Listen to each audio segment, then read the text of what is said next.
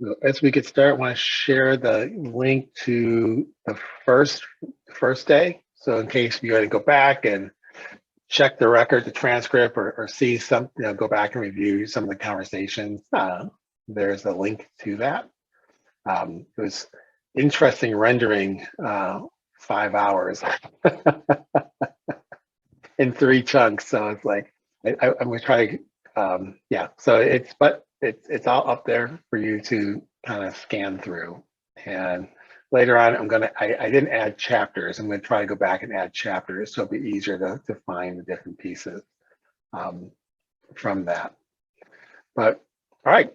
So I think some of you are in the agenda, and let me just drop this link into the chat so that if you're not there, you can get there. And what we want to do is, where we are in the agenda, we are on day 2, which is right here. One of the first things I'd like to do with us is, and it's just a model what we do with the students, is we want to look at our gamer code of conduct,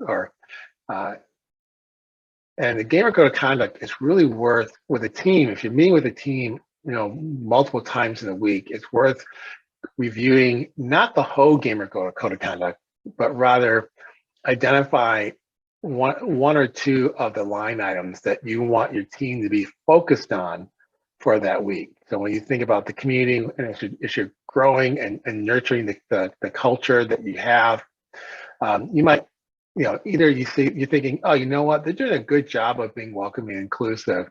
And I want to emphasize that a little bit more. I want them to think about that. And at the same time, I think sometimes when they're being welcoming and inclusive, sometimes they could be a little bit more patient with themselves, which would be item 2. So I might say, okay, team, I want us to just look and let's just talk briefly about, being patient and supportive with ourselves, and what are some ways can we handle frustration in game? And then they have that conversation, and this might feel like, well, this is taking out my practice time, but that 5 minutes is really like mostly taking 5 minutes of time to reflect will set the stage for the rest of that week, because what gets done or gets focused on is what's seen as important. So this is something that we want to do. Another way, so this is one piece. So you might, again, this is something, the gamer code of conduct is something you might come back to like once a week, just to kind of check in. And then, excuse me, finding the agenda. The norms is something that you want to check in with them also at least once a week, sometimes maybe even twice a week. And the norms are really, this is the actual behavior. So you link the norms to the gamer code of conduct. And I just realized, John, I need to give you the power of co-host. Okay, there you go. So when we think about, let me make this bigger, our community agreements or norms, this is where I would have the students pick. So a strategy that really works well with players and student staff is to say, all right, let's look at our norms. I want you to think about which one you think would best help our team be productive this week, be most productive. And so you give them like 60 seconds just to read through the norms and think about it. And then after 60 seconds, then you say, all right, let's take a vote. So within like 5 seconds, you got hands raised for, okay, how many want to show active listening? Okay, how many do pay attention to self and others? Seek to understand before being understood. Strive to be our best selves. Have fun, play well with others. Like you go through that vote. Okay, it wouldn't be 5, 10 seconds. It'd probably be 20 seconds by the time you do that. Whichever one gets the most votes becomes the focus for that week. And literally in about 2 minutes time, you've got the kids locked in on what the culture is, what they're looking for themselves, so that at the end of each practice, you can have them reflect. So we said we really want to focus on striving to be our best selves. So at the end of a practice, hey, so I want you to think about how were you, what are ways that you were being your best, showing your best selves, all right? And then you might say, now I want you to talk to your group about what's one way that your team, because as a team entity could show their best self even more. And just those type of reflections, at the end of the day, so 2 minutes at the front end, 2 minutes at the back end, it reinforces culture. And if we think culture is important towards student success as a team, as well as transferable into the classroom and then and the potential college and career opportunities, it's time well spent. Short term, it feels like a lot. Long term, it pays huge dividends. Do any of you do like norms in your classrooms where students create the classroom norms? And if I see John nodding from experience, John, can you share what was that like? Was that helpful for your students? I mean, yeah, I think so. That's like obviously first week of school kind of stuff of sharing your expectations, your norms. Depending on the teacher, a lot of them will make it collaborative where they work together and build them together, or other teachers just have their expectations and consequences and things like that up front. So I think it really helps you set the tone for the classroom and what's expected of the students and what's expected of you to them. Yeah, absolutely. And there's an important distinction between, for a teacher, their classroom expectations and then the classroom norms. Classroom expectations, the teacher should be the one, and the coach for your team is the one who establishes that. So for the coach, that's your gamer code of conduct. That's your contract that you create for your students and your players and your student staff. The norms are about what are the observable behaviors that we agree to follow to support, because these are the ones that we identify as important as a group. And so you want the students to shape the norms. The norms should be observable, positive behaviors. So we never want to put in there, don't be rude. Well, what's the positive version? Show respect in your words and actions. Okay, so that's the positive one. That's the thing we can observe it's happening, because if it's observable, it does two things. It helps when a student says, this is how I feel, I don't say mistreated, but I feel like no one's listening to me, and our norm is show active listening. And Daniel, I don't feel like you're listening to me. Now, Daniel now has the opportunity to either say, yeah, you're right, I haven't been showing active listening. Or he has the option to say, defend and say, no, yeah, actually, I have been actively listening. This is how I've been doing it. So it's a respectful conversation. Because when you don't have like explicit norms, here's how the conversation goes. Yeah, you're just not paying attention to what I have to say. I just feel like I'm being ignored, and it's just rude. And Dan's response is, not true, not true. And that's it. That's the conversation, and there's no resolution. There's no constructive way to move forward in that. So that's why you have the norms, because in the absence of norms, everyone in this room, every gamer you have coming to your team or club is going to come in with their preconceived notion of what's acceptable. And the thing is, we all are not on the same page because we have our own different experiences around that. So that's why the value is here to think about. Okay, so that long talk was more for the recording for the people who are watching later on to be thinking about that and to review that. So with that in mind, I want to do an activity. And so what we're going to do is, if you go on the agenda, if you go to the bottom of the page, there's a section called case studies. You remember we did this first case study, and we're going to do case study 2. Now, part of case study 2, I'm going to ask you to watch a video clip. You're not going to watch the whole clip. Actually, this links to a specific timestamp of the video. So fighting games are an important subgenre of esports with its own dedicated audience. As competitive and action-related as they are, emotions run high during tournament matches are quite commonplace. There is a limit, however, beyond which one can go from competitive behavior to a toxic one.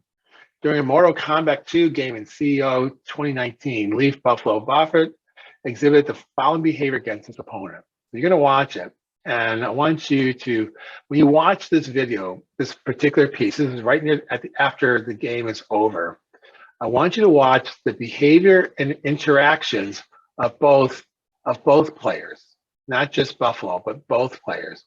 And I want you, and then as you think about in the discussion that's going to follow, we're looking at Buffalo's behavior. We're also going to be looking at as if the other player was your player, and think about like what does that player do that's good and maybe that's questionable. All right, are we clear about those directions? Since it's just 4 of us here, rather than putting in a breakout room, this is going to be our breakout room. I want to give you, let me give you 3 minutes. 3 minutes includes time for you to watch the video and then to just silently reflect on your thoughts, to collect your thoughts, and then we're going to discuss it as a group. Oh, and you might want to mute me because I'm going to give Nelly the directions while you guys are doing that.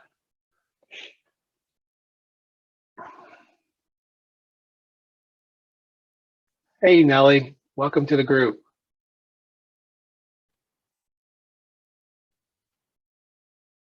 And so, Nelly, we are in the agenda. And we are at the bottom of the agenda where it says, I just dropped the link to in the chat for the agenda. We just dropped, we're looking at a case study. Case study 2. And we want you to watch this video of these 2 players interacting after the match and make it and do your own assessment of their behavior, what is okay and what is questionable, and imagine that not Buffalo, but the one who's listening, evaluate if that was your player, what do they do that is acceptable and what might they be doing that's questionable. And everyone's watching the video now, and then you have about 2 minutes to watch the video and to reflect.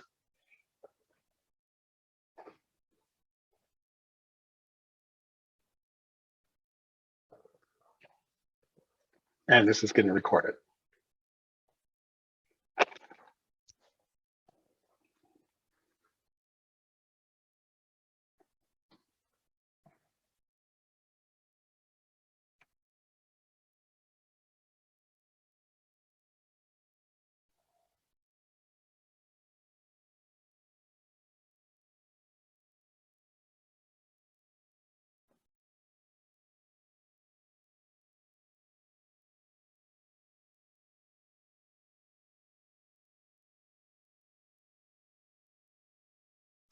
All right, so let's look at these questions.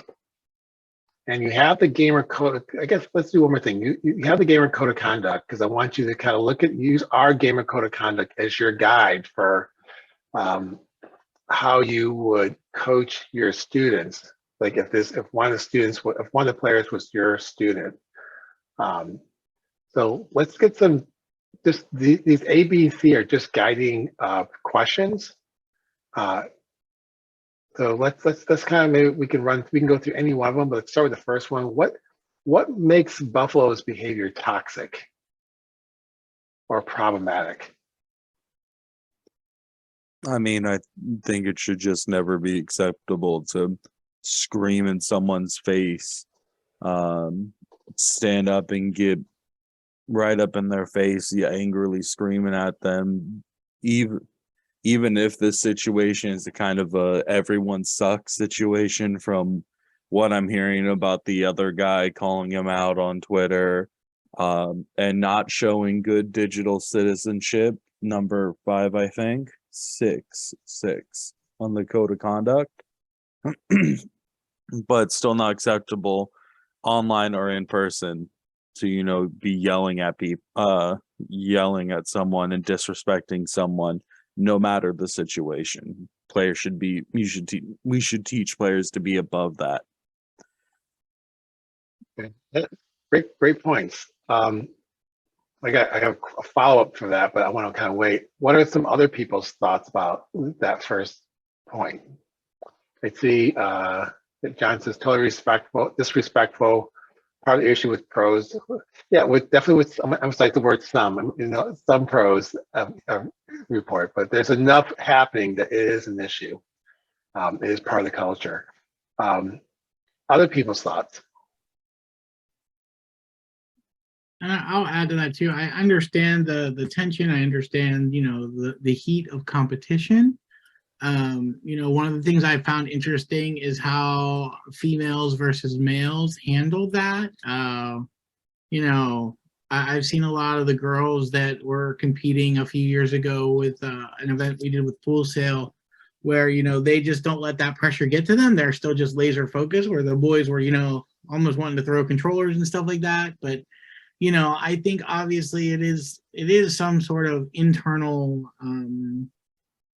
dialogue you have to have with yourself, that where my line is, and we have to teach students that as well. And luckily in the competition I went to a couple weeks ago, like, we didn't see anything like that. And the team that we had, like, literally after every single match, like, it was shake each other's hand, say GG, like, it was total respect for the other players as well.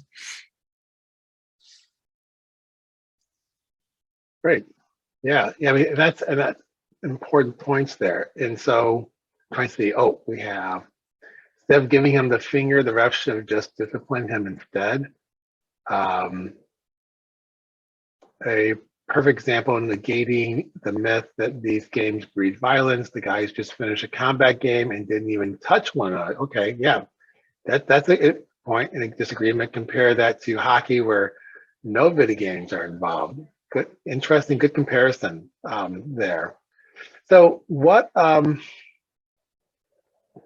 so how would you coach the one who is receiving if that was your player, or how would you, after you took your Buffalo aside, if that was your player, how would you coach him about the situation and moving forward? What would you do?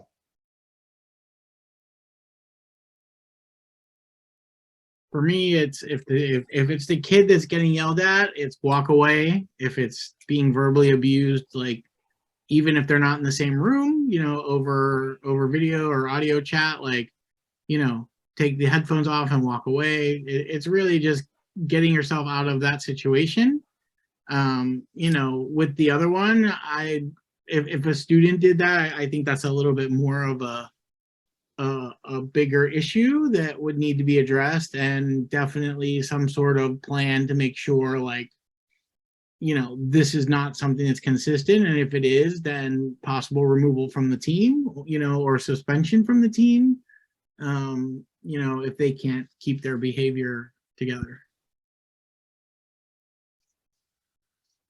Yeah, definitely. If my student was receiving it, I'd want to coach them to just get their stuff, get their gamepad, walk away from it, don't engage, take pride in the fact that you're not going to do that sort of stuff. You're not going to be disrespectful like they are.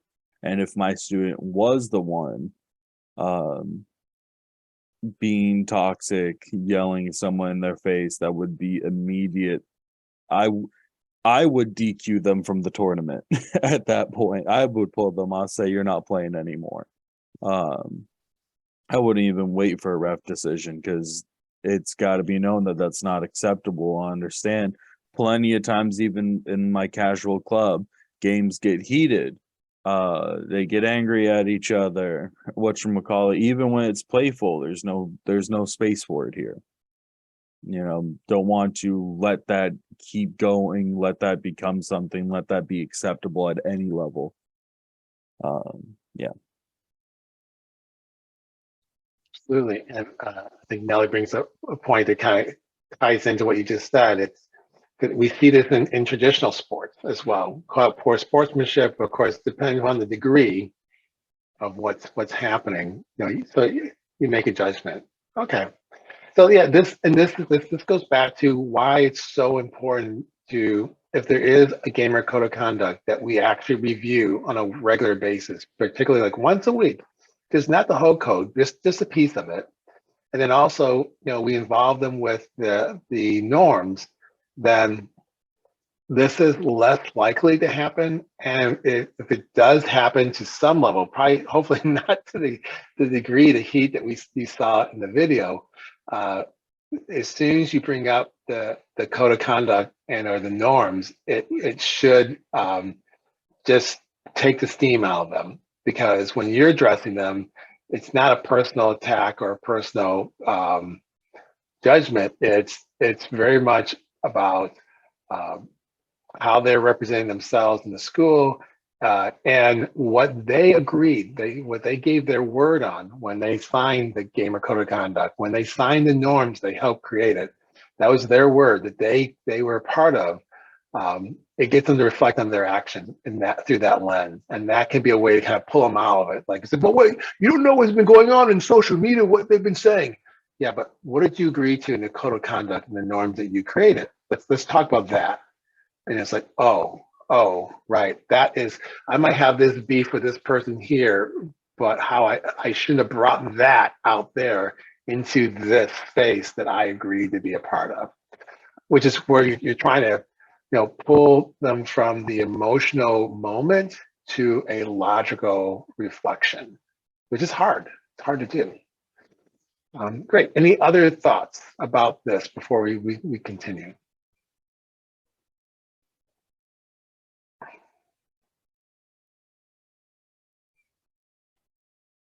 Okay, so I count to 10 seconds to give you that space. Remember, silence is a gift for reflection. And we're going to go back to where we left off. And what we're going to do is if you go to the link to the need to know list, it will take you to the document that we had been working on. I'll make this bigger. And I think, John, have you been adding annotated comments on this? I was able to add a couple on there yesterday. So. Yeah, no, that's awesome. Because so what we're going to do is there's two things we want to do. One is to identify if there are one or two burning questions on this list that we've not yet addressed, and then take an opportunity to just look at those for the moment. Before I do, though, because John's graciously kind of anticipates some of the questions we need. Sorry. Excuse me. Sorry, I probably should have muted that. I'll edit that out. We'll see. If we look at, for example, the question, take a moment and look at the question 1, 2, and 1 through 4, essentially, and see if we are there any additional, like, do you need more information, or do you feel like that's for now, for this moment, that sufficiently answer those questions? So who is in charge of the program at the school district?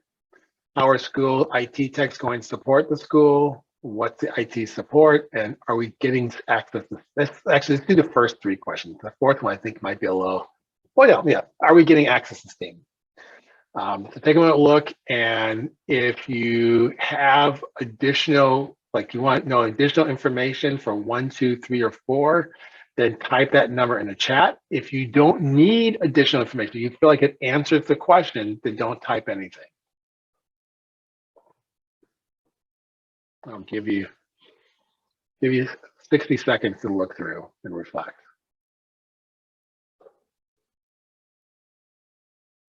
Okay, I don't see anything, so it looks like we're saying number 1 is we got enough information that question's been answered. I'm gonna bold it. Number 2, the same thing. You understand what IT support will look like, and we have our answer regarding Steam. Okay, great. So then the next thing I'd like to do is look at these questions. Is there what's one question you would really like to get some answers to sooner than later? And whichever that number is, type that number in the chat, and we'll see which number, if there's a number that gets more than 1 vote. Okay, I found this on the web for what's one question you really like to get some answers. Okay, I don't know why Siri actually picked up on my statement there and tried to participate.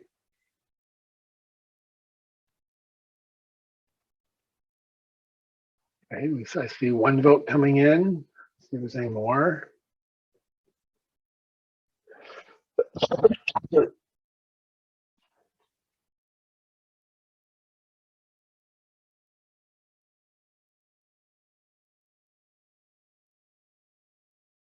Okay, the window for voting is going to close in about 10 seconds.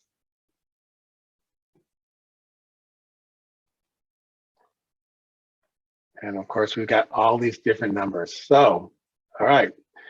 So what we're going to do is we're going to let oh, we're going to look at question 14, and we're going to let John be the tiebreaker and pick one other question from that list that we can explore as a group. So 14, are we going to get help marketing esports by the district? Maybe bring in a showcase event at the school for kids to sign up. So let's get what are some thoughts about that? Because like how might we expand that or talk about that? Like what might that look like? So there's a couple of things, and I think what I'm hearing is showcase event, like the showcase of schools for choice, maybe. I don't know who actually asked the question, so I'm kind of inferring some things here, but like bringing in Full Sail or something like that. So yeah, so here's the awesome thing.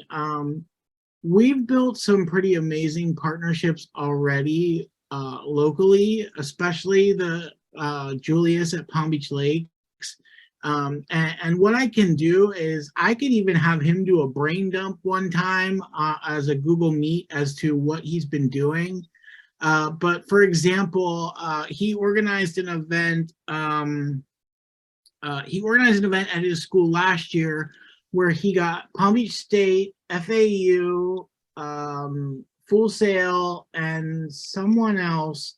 They all came in and they all set up booths during lunch and had things to offer. Like Full Sail brought down their Quest, Oculus Quests, so that they could do some AR and VR stuff. And but that was all done by him. He asked for permission for the principal to kind of drive some interest in the esports event, and then he just called. And I have contacts at most of these places already, so these places are ready and willing to come to you. Oh, Kaiser was the other one. Kaiser has a great program too. It's right by Palm Beach Lake, so they're kind of doing a great partnership. Palm Beach Lakes and Full Sail are also partnering together, so they are willing to work with you to host these events. Full Sail is going to be doing a tour again, like they did in the fall of 2019, if you were around then. So he hasn't told me how many schools I get to pick, but I will be picking a couple of schools. It's a whole day event where they take over your gym, and there's a Smash Brothers competition each period, and like they have stations to learn about other stuff at the college. And then the top 3 kids from each period in the Smash competition actually get to go up to Orlando to compete against all the schools that they went to in the season at their arena, which used to be the largest collegiate arena, esports arena. I don't know if it still is, but that was a spectacular event as well last in November 2019. So yeah, so it's all about building connections with these people, and that honestly is really part of the ecosystem I've been talking about. Like, you can have a kid who is your point person for connecting the local businesses and organizations and organizing things like these, because you don't have to do everything. That teaches the great skills to your kids to have them reaching out to these places and asking for either sponsorships or if they want to do events like this. So yeah, one of the great things about that is I will be a great contact to get you in connection with these people, either at a specific league or the people at these colleges. If you did not also know, we also have the only East Coast professional esports team right here in Boca in our district. The Misfits Gaming is in Boca, right by Don Estridge. And they want to work with us too. They've already committed to partnering with Palm Beach Lakes, also monetarily even.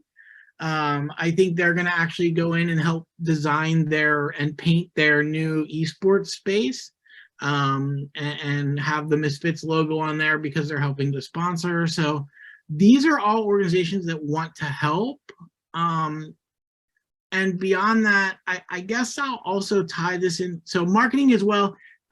10, the district's news, TEN, John, just so you know, TEN is our district news, the education network, is also always willing to do stories on this. They've already done 2 or 3 stories on esports.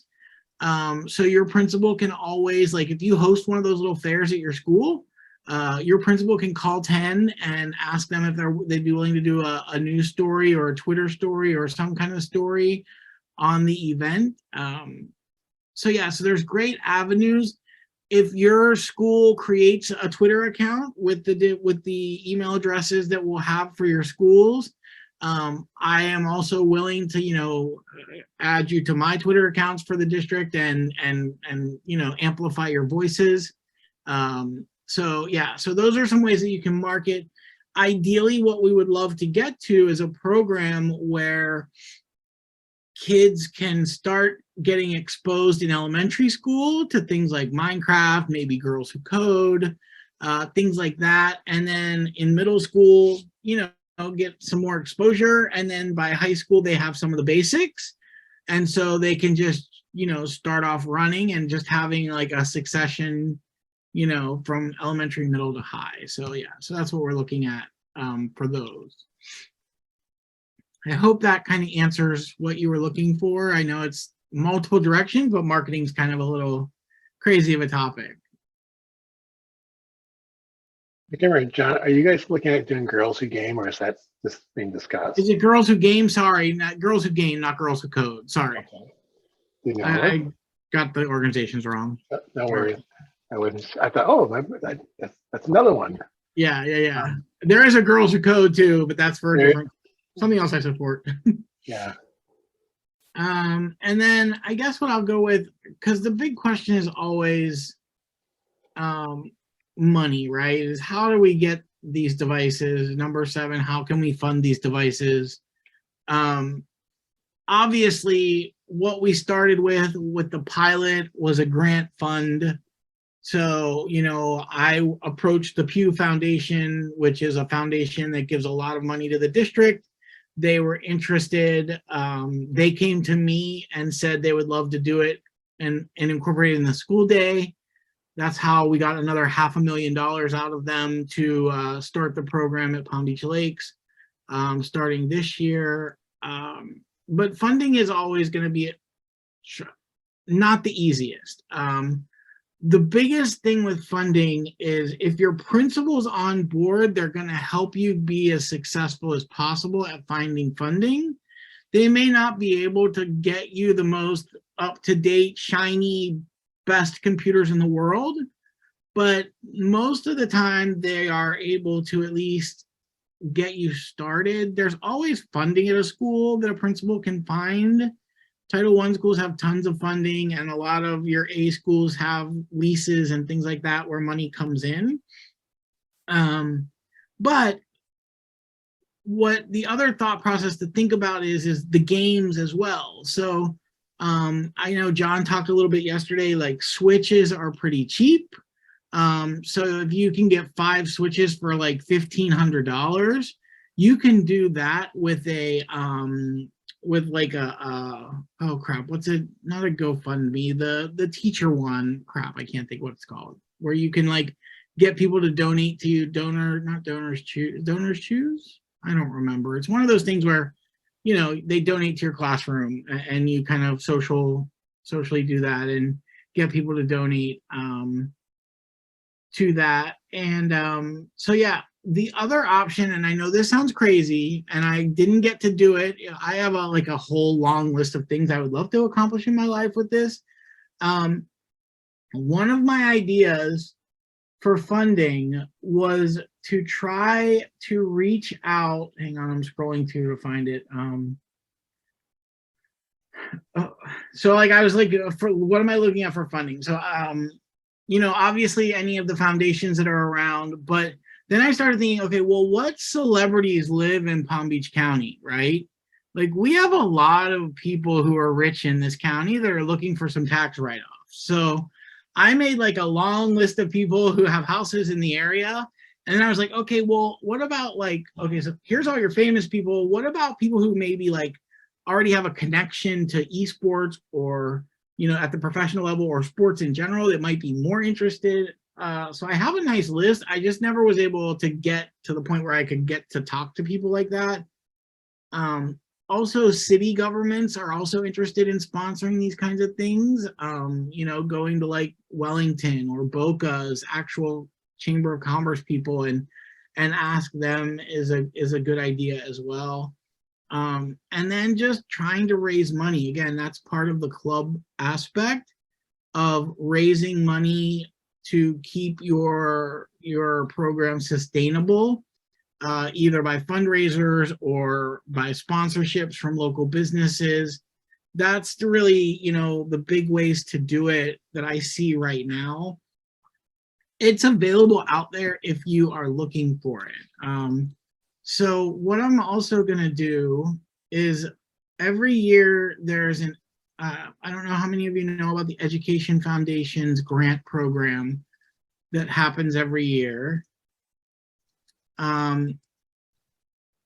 So I believe it is $1,000 for one teacher. Hold on, I'm looking it up now. $1,000 for one teacher, and hold on, I'm looking for it right now. Scholarship fund, where's it at?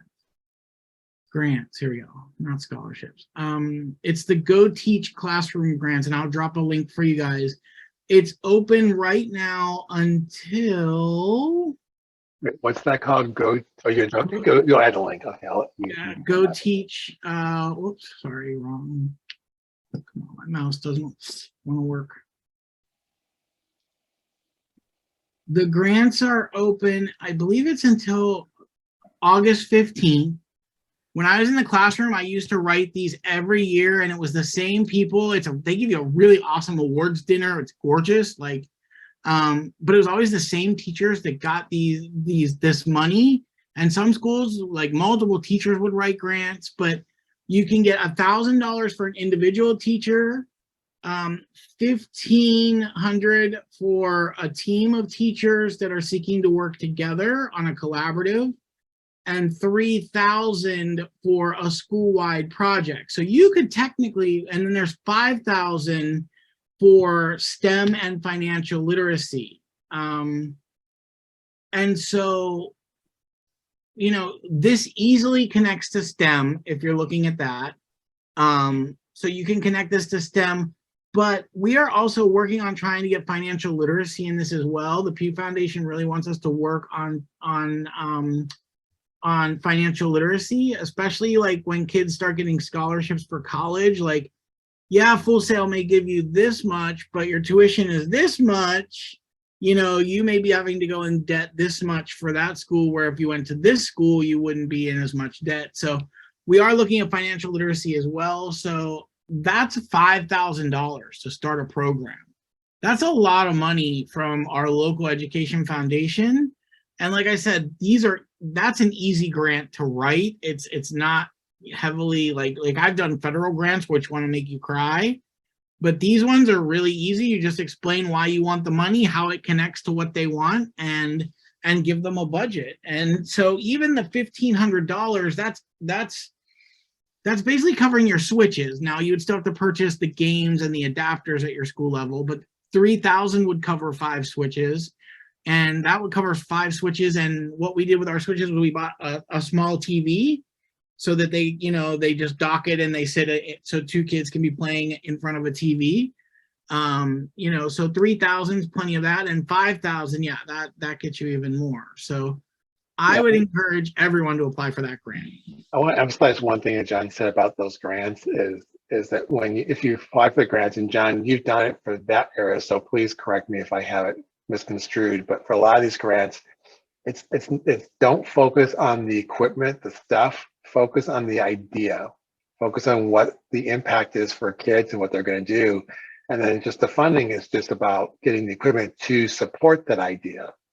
It seems like you have better opportunities. Would you say, John? Would you agree with that? For sure. Like taking some of the stuff you've heard yesterday and you'll hear today and bringing that in, digital citizenship, connection to STEM careers, all of that is what these grants are looking for. And then in your budget, you would just say, I need to buy switches because, you know, that's what we need to get to this. Everything else we can do on our own for now. But that's just some of my ideas. So any more questions about item 7, or do we feel like we got some good solid answers for now?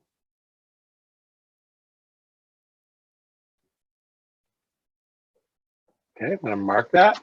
one other thing I will say, and I don't have the list, I might be able to ask the principal. He just left Eagles Landing, but at Eagles Landing, he did his own fund. He found money in his own school funding, and he actually bought all the parts to build computers off of Amazon. And his school tech actually worked with the kids in the gaming club to build the computer, and then they actually played the computers that they built in the gaming club. And he made it a goal that he was giving away 3 to 5 computers to the kids that are part of the club that don't have the technology at home. So they actually built a couple extra that the kids got to keep and take home. So, you know, that teaches multiple skills of, you know, building a computer, but also, you know, it's cheaper. It's you're building your own computer is pretty cheap. Now, remind me what IC funds are, Maureen. Is that like your lead money? Yeah, for the At the industrial beginning. certification exams. Oh, CTE. I think you can. We're still working with CTE. They're not 100% on board yet with esports. Can I, But- if I can interject one thing, John, with Yeah. CTE, is that, and I actually typed this into that list, is that Yeah. when you look at CTE, what's important, and this is also with STEM, is that, you know, you have STEM and CTE programs, so you would be looking to fund that. Now, when you fund that with, say, because you say, oh, we need more computers, then you do that, and then you have an understanding with that program that when they're not using the computers, such as before and after school, that those computers for that time frame can be repurposed, so everyone gets to share the computers, so they get more use that way. Yeah, so the industry certification funds that come back to your school, I think, have to be reinvested into CTE program. I'm just saying right now, I don't think you'll be able to use CTE computers with esports just yet. We're still working on that. One of the problems we're having is because of how IT is setting this up, like the internet is open right now in these labs all day. So they're not being used during the day because kids can get to wherever they want to during the day as well. So that's not good for instruction, but we're working on that. But right now we can't use our CTE stuff for esports, but that's actually in the long range plan that I'm working on with John anyway. So we're going to try to continue to build the collaboration with CTE and let them see the benefit. So yeah. Okay. Right, and then do we have any, for question 14? Do we feel like we have enough here to digest, or was there more questions about this particular topic?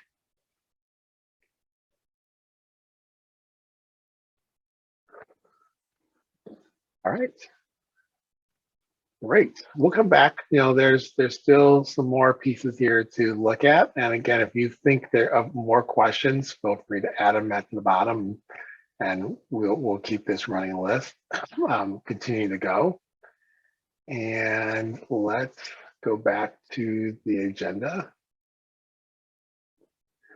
And we are ready now to explore game day routine. And if you recall, we talked a little bit about this before, and so we're coming to look at this more closely. That it's hold on. Maureen has a question there, John. So we can't use our computer lab classrooms. That's something we will have to talk about. I still have to get a little more clarification from IT. So for example, Palm Beach Lakes is, but it's under the assumption that there are certain things that will not work on those computers. So like, for example, in the esports lab, because it's its own network, like they can't print to printers because the printers are on the school network, and the esports lab, think of it as its own internet connection out of the school. It's isolated so that if something gets infected in the esports lab, it cannot pass over into the rest of the school. So that it's something I'm still working on, and I need to get additional clarification before basically a month or 2 months, but it is something we are working on to get a better process. This is just what IT was able to come up with because our network is so crazy complicated. Yeah, and that more of that will be gone over in what I'll talk about in August and September when I have those meetings with you guys about district specific stuff.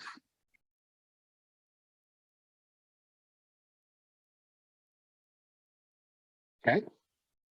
Let's see. Yeah. So with the switches, again, if we go back to the need to know list, I mean, there are item 7. There are options. I mean, yeah, STEM and STEAM would be great. You'd be kind of more challenged to get switches through STEM and CTE money. I mean, there are code games you can do, coding platforms, and if there's a connection there, then there might be an opportunity. You're more likely for that to look at community resources, that grant, the in-teacher grant district that John was talking about. That might be your best options for that. The key there again is to talk about how it supports digital citizenship. When you look at some of the Nintendo games, like there's a there's a Super Mario level maker. I think it's like level maker version 2 that literally it's about coding. It's about creating these levels that could be play tested. And if you, for example, were to explore speed running, kids can create these different levels and then beta test them out with each other and see how fast they can complete those. Now you're getting into remember when you're getting into engineering design, and so the key there is that you don't want to just throw out names. You want to be able to back it up. So that's why, like here, under routines, the esports learning guide for teachers that we looked at yesterday. I'm just going to open this up for a moment, just to go along with the whole funding piece. Like when you're trying to support what you're doing, you're supporting the idea, not the stuff. Because they see the stuff like, what are you going to do with Nintendo Switches? They're just going to be playing games? What are they learning from that? Well, let me tell you. So here I'm going to go to dependencies, and you see it says engineering design. And of course, I can't click this because it's in the browser version. So I'll just click and scroll down. So, hey, look at that. I hit engineering design in one shot. So with engineering design, it's like, I'm just going to double check. This kind of gives like some different examples of how, so you would think about how can you use, what can students do during the design process. And importantly also is when we're teaching engineering design, so this is where you could build a connection in the gaming world to translate into your other courses. Is these are charts to say, well, what does it look like when I'm in the ask phase? What does it look like when I'm imagining? I think imagining it can sometimes be an abstract concept. What does that mean? Well, it means I listen and encourage others to share ideas. I keep generating ideas until I have at least 3 strong options. And that particular item is really important because often when we are generating ideas to be creative or to ideate, once we get the first really good idea, we stop. And there's a lot of conversations around that it's really important that when you get that first really good idea, don't stop. Keep going until you get 2 more. So you have 3 really good ideas. And you might find that the next really good idea is better than your first one. So we want to get kids used to this, keep pushing forward beyond that first good idea. So I help list ideas without critiquing. I do more research as needed. So that helps them explain what does imagine mean in the engineering design process. And so far, I'm not going to read through all these for you, but the idea is you could take this chart because it's part of a document that you have access to. And if you were to, for example, if you were to say, we're going to use switches to teach engineering design because we're going to have students create, either create levels or they're going to create competition structures within different games. And they're going to use, and in the process, they're going to be able to articulate engineering design process. And you then attach this as a reference that you're going to actually use. That gives more weight to the concept and not the stuff.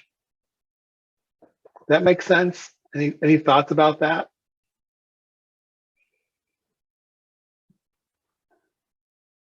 I mean, it's been a while since I've written grants, but I remember back in the day when I wrote classroom grants, like John, I got a lot of grants accepted because I focused on the ideas and not the stuff that I was going to get to meet the ideas. In the labs, we need something like the libraries have that automatically re-image the devices and then the session. That way, any potential virus network, okay, makes sense. We could buy that with IC funds. Okay, yeah. So it's how you genuinely show how you're going to use these. What people on the outside mistakenly misconstrue as toys. It's like, no, these are tools that we're using. It's just that, you know, these are tools that the kids are so enamored with that we will have their full intention and engagement with what we want to do because these are the tools that they recognize. All right. So again, you have that under game day routines. It's right there. It's elsewhere too. And it's worth like culling through the document. There's so many great resources in here that you can use from that was developed for Dell Technologies and Advanced Learning Partnerships. All right. So as we are looking at game day routines, we talked a little bit about this yesterday, and so this now will give you a chance to process this more. And I want to say, for those of you, by the way, elephant in the room, some of you are saying, might be feeling, okay, I'm not going to start with a team. I'm going to start with clubs, and we are going to be exploring clubs next week. So this having a routine for your students when they come into the club is also equally important. I mean, there's certain things, their routines would look different, but some similarities would be stretches. That would be something that's important, as well as other things. So look at this list. What here, what I'm gonna do is we have 1, 2, 3, 4, 5. I want you to think about what are some of the, if you look at these items, and if you were to put these items in order of importance, what would be the top 3 that would be most important to, as a priority to be part of your game day routine, and why? I'm going to put you into breakout rooms because then I think, you know, with one room with 2, one group of 3, and actually it'll be 2 groups of 2, and then John's gonna be a listener in as you think through it, and just brainstorm. How would you prioritize this list in order of importance? And then if you think there's something not on a list that should be on a list, add it to your list, and then be ready to share it to the whole group. All right, so let me find. What page is that? This is in the agenda. Oh, good question. What page is that? View, print layout. I don't have a page number, but I'll add it right now, and then we can basically find out. Wait, that page number.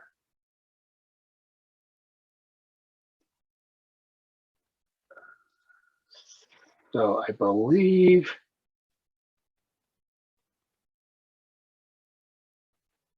it is page 4.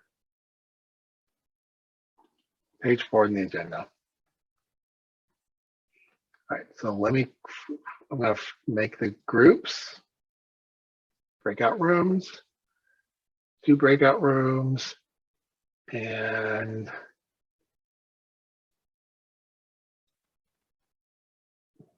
they're formed. And you'll have 7 minutes.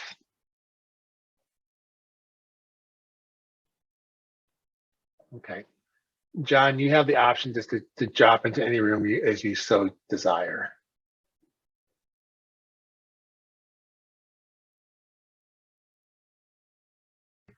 Oh, we're back in the main.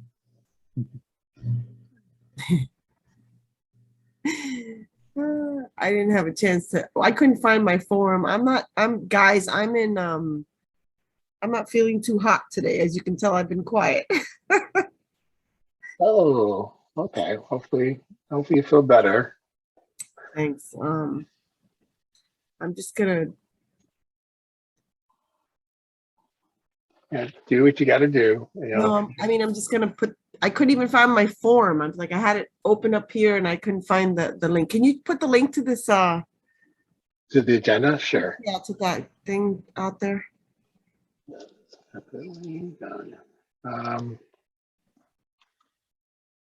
Here you go.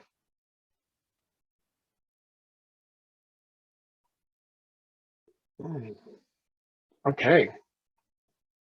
So let's hear about what you guys think. What are the first group that would be Daniel, Maureen. What are your top 3?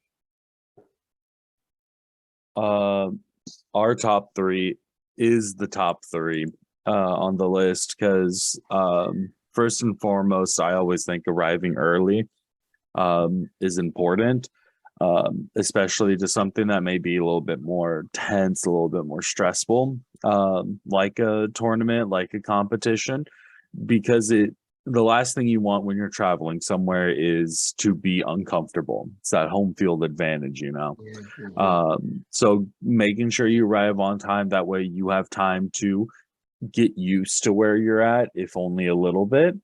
Calm down your nerves and then start focusing more on what's important, have time to do other stuff like checks and stuff.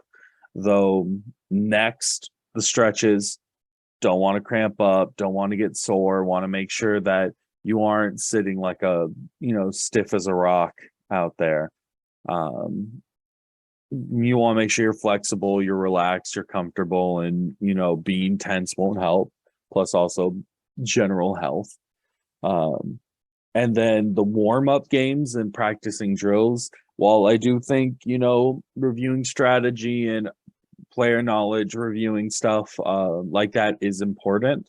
I feel like at the end of the day, if you're not playing well, nothing's going to help you.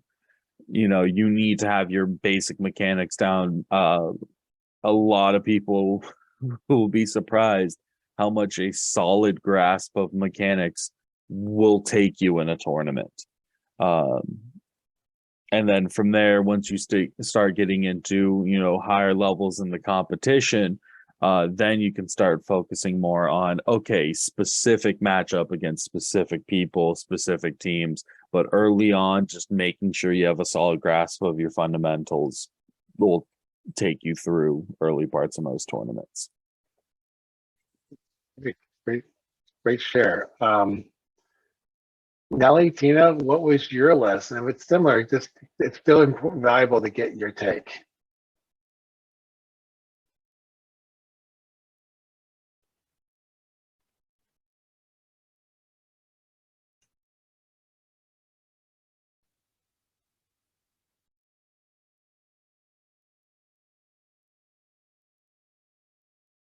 Okay, looks like I think Nelly's under the weather. I don't know, Tina?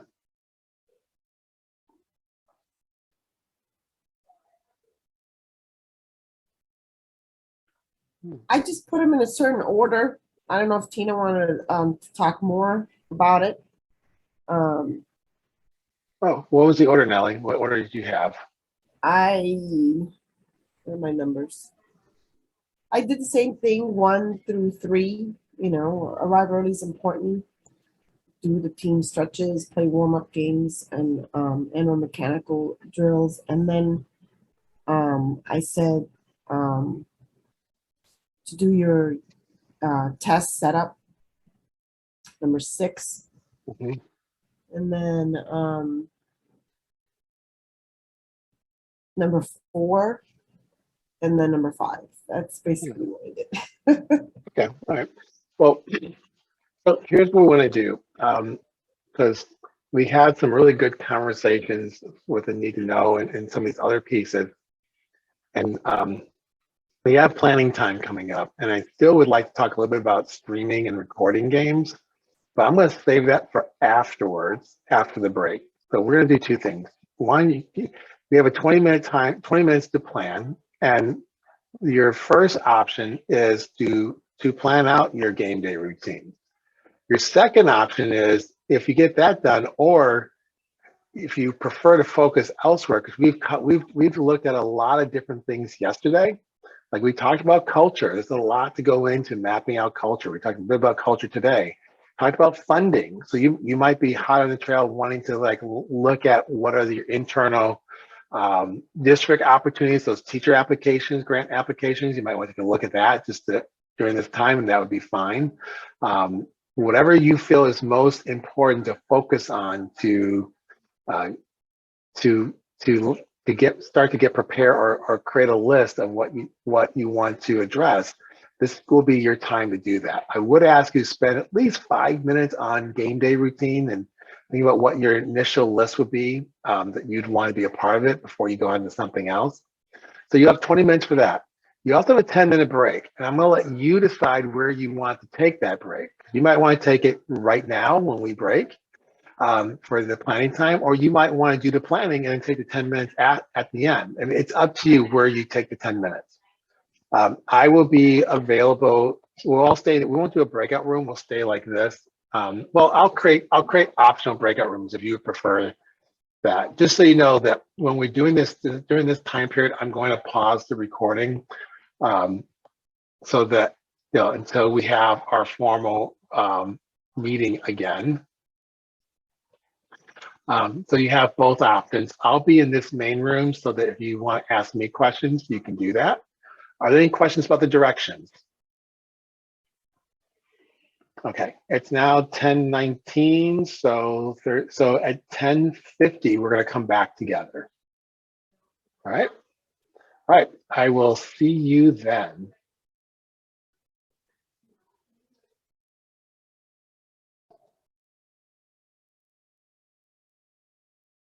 Okay, great. So are there, based on what you did so far, what you've exploring, are there any questions or observations that you'd like to make?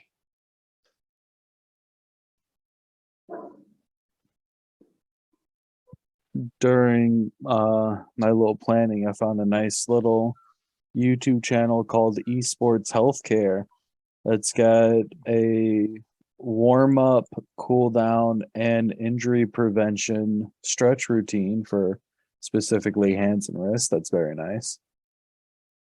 Oh, great. Can you share that link in the chat? Yep. Here we go.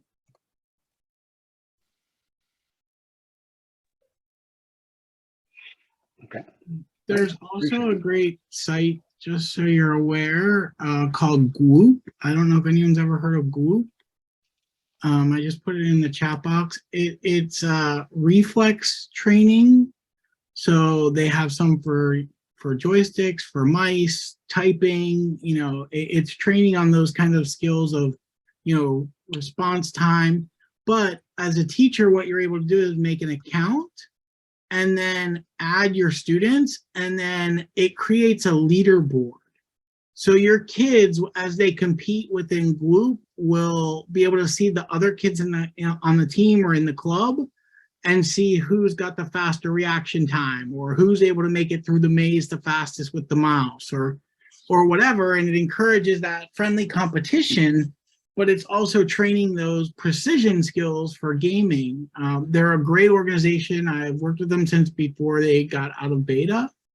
The beauty of Gloop is and with a lot of things, because of the way I've tried to design this is once you sign up, once your kids sign the permission slip each year, they can use this site because it's connected to esports. So you don't have to go through any other process. It's esports, so you can add their information in here. And I don't know, you probably would still have to sign up. Let me see if I can get in here real quick.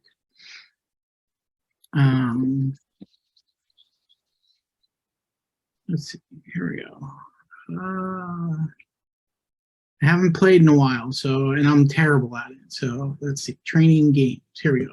I'll share my screen real quick and let you guys just for 30 seconds just to see what it looks like. So this is like my training games. Basically, you have your home base when you're in here. I haven't played a lot, but it kind of shows you your reaction skills over the time, control, memory, accuracy. Your leaderboard will show up here with your class, and then you got your games up here. And so all the different mini games of memory, reaction time, visual timing, speed, keyboard, mouse control, and then like driving control. If you're doing stuff like Rocket League, you can have them doing the driving stuff as well. So it's really kind of a cool site. So like, you do your physical warm-ups for 5 or 10 minutes, like Daniel was talking about on that site. Then this is almost like I liken this to like your warm-ups in basketball or football, right?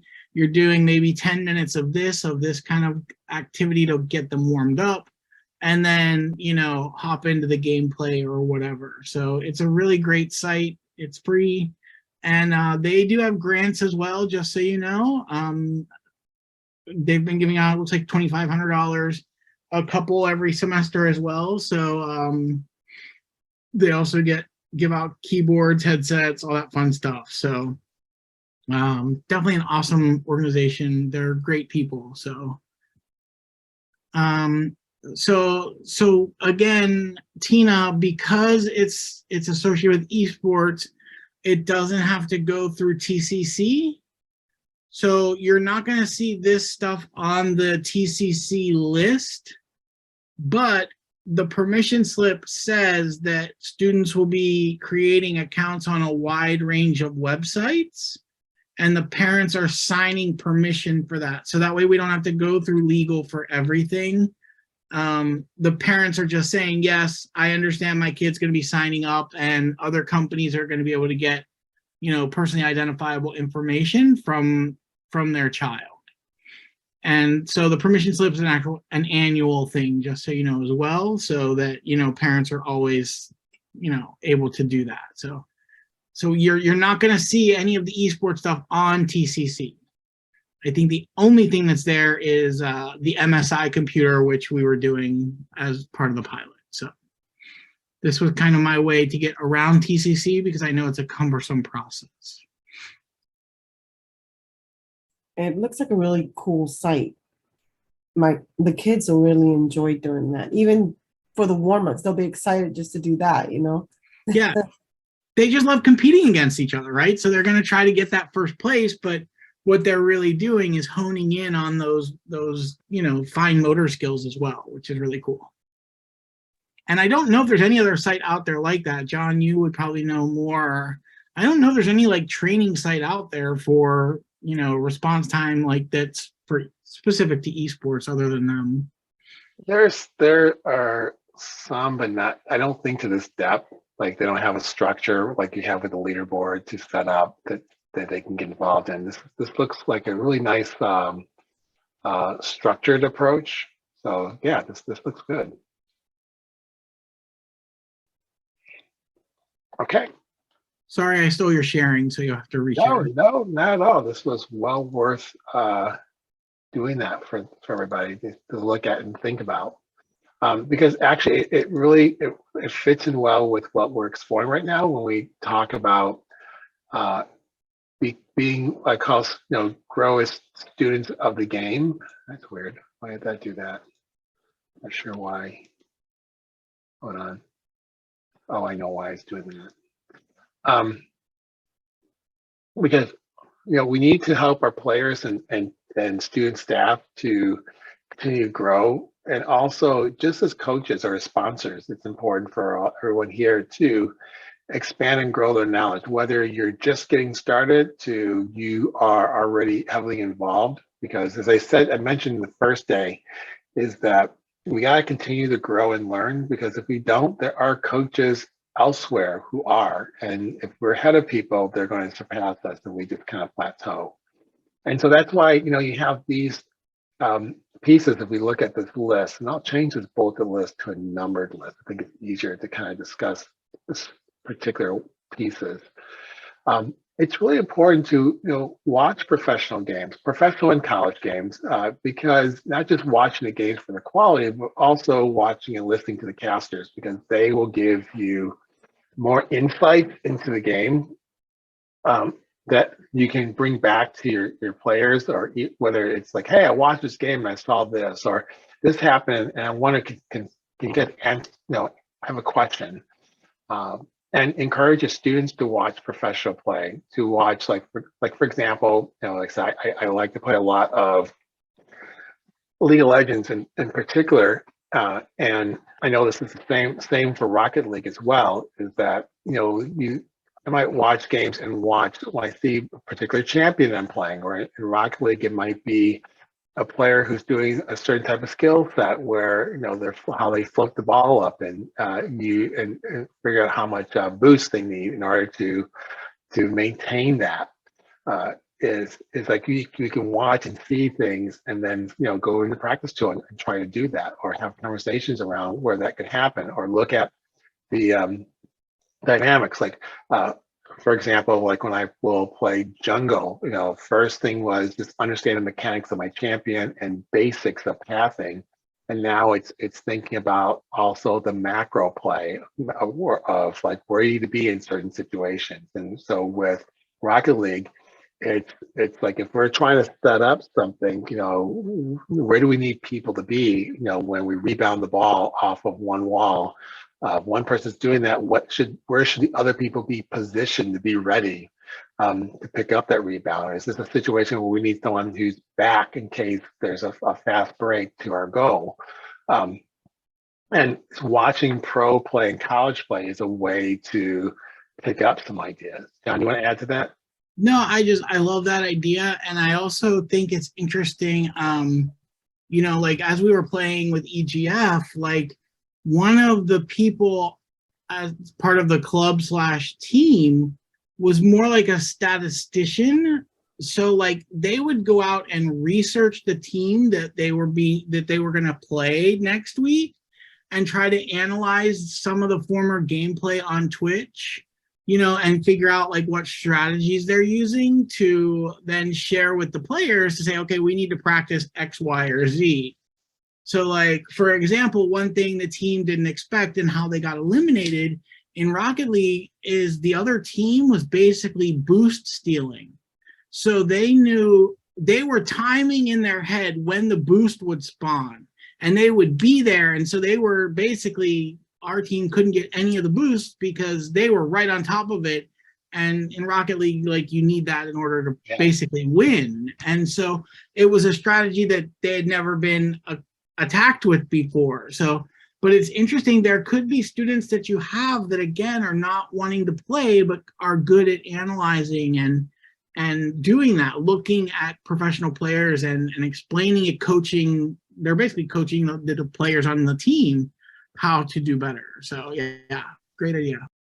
Yeah, and that goes along with your example of a boost stealing. I imagine not only they either saw it in professional games, and they also, item two, they might watch reputable streamers who would say, hey, here's a strategy. Here's what we're going to do. We're going to, I bet if we actually Googled or go on to YouTube and encourage any of you try this right now, type boost stealing like put Rocket League boost stealing and see what pops up. Likely going to find some plays where you can just watch videos of streamers who do that. Yeah. And that's one of the things, like when I look at streamers, like when I, as a player of a game, sometimes I want streamers who are just going to play, but a lot of times I'm looking for streamers whose commentary is about their play. And because then basically they're doing think alouds when we think about the teacher lexicon. And as they do think alouds, I'm like, oh, okay, I get what you're trying to do. And we can usually find that you have to sift through the streamers because there are coaches who stream who are more likely to do that. And sometimes there are coaches who record their coaching sessions with players. And not all of them are the same, but and again, this is something you don't have to research all this. You can give this task to your players or your student staff to go look for these for the team. But then once they get them, it's worth for you to look at some of it as well.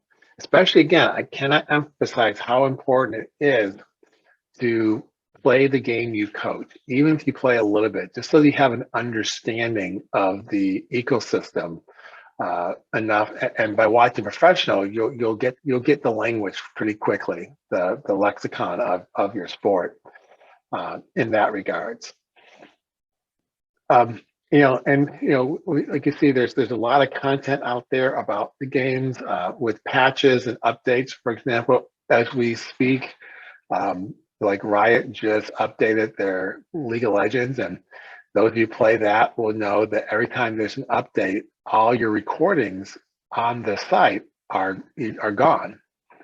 So again, it's like if you want those recordings, this is why we want to either stream or record some of our games, and even encourage students to record some of their games practices. There are tools that support that you can use. And I'll share that in a moment. And you'll see here, it's where possible when your students are usually in practice, because and when they're doing live play, the coach can't be standing next to the players because that would be an ethical issue because you can't coach them while they're playing. But either if you can record the in-game communication or during practice, you can stand and listen to them as they're doing a scrim. Like one of the questions yesterday was, can we play against this queue up and solo queue or team queue against strangers? And if you have the release signed, it sounds like you can. So now your kids are playing against another team, or you can do a practice scrim. Reach out to another school, say, hey, can we do an unofficial match just so that we can get some experience? And your intent would be to listen to how your players are communicating to each other. If someone's getting frustrated, are they using any strategies you taught them? Like, remember we talked about self-talk. Like I share, like you refer to yourself in the third person to kind of talk yourself out of a situation. And maybe also how the rest of the team is encouraging, as opposed to, we've seen this happen in traditional sports. It happens a lot in esports. If a team is doing really poorly, they get really quiet, which is the opposite of what they need to do if they want to try to get themselves out of it. And sometimes you can even find voice chat from professional level. If you just Google it for a particular sport you're doing, those are sometimes released where you can actually kind of listen to their talk as and you can break that down with your kids. And then the last thing here, item 6 is creating a library which will grow gradually over time. So as you get these videos, have a YouTube channel for your team and make playlists where you start to put in these different videos so that, by category, by champion, by focus, whatever the topic might be within your game, you create those playlists. And now over the years, as you have different players, you can refer to that. Now, again, games do evolve, but but there are some things that will stand the test of time for the most part, and then you also could update that. So that's, I know some of you say, well, that's easier said than done. This is great, John. This is what we should do, but how do we get started? Where do we begin? So we have some resources here for you that I'm going to kind of run through. So the first one here is the Annotated Coaches Support Resource, that if you go to that, I'm trying to see, I think I have that up already. Nope, I don't see it. So I'm just going to click this. And this is a document that was created to support your work. There's a lot of different resources, from development resources, how to help improve. And then there's different tools you can use depending upon the sport that you are coaching. And then just general news content and then coaching resources. So if we could start from here. So what this is to show you is there are sites that are a combination of free and fee. And it's something you kind of look at and the fee. So for the fee part of this, the price, the cost is pretty minimal. And this might be something that, maybe if you decide to use one of these, you don't need all of them, but one of them, then you might, talk to your principal about paying the fee for an annual fee, which I think the annuals on both these don't exceed $100 for the year. So it's just an example, or you might do a monthly piece, which might be cheaper. Can't remember what the monthly cost is. But they do have some free content you can look at. Like I included their YouTube links where you can get free content so you can see what they offer. And I've listed the different games that they address. Let me emphasize, some of these games are FPS, so FPS games are not ones you want to go to.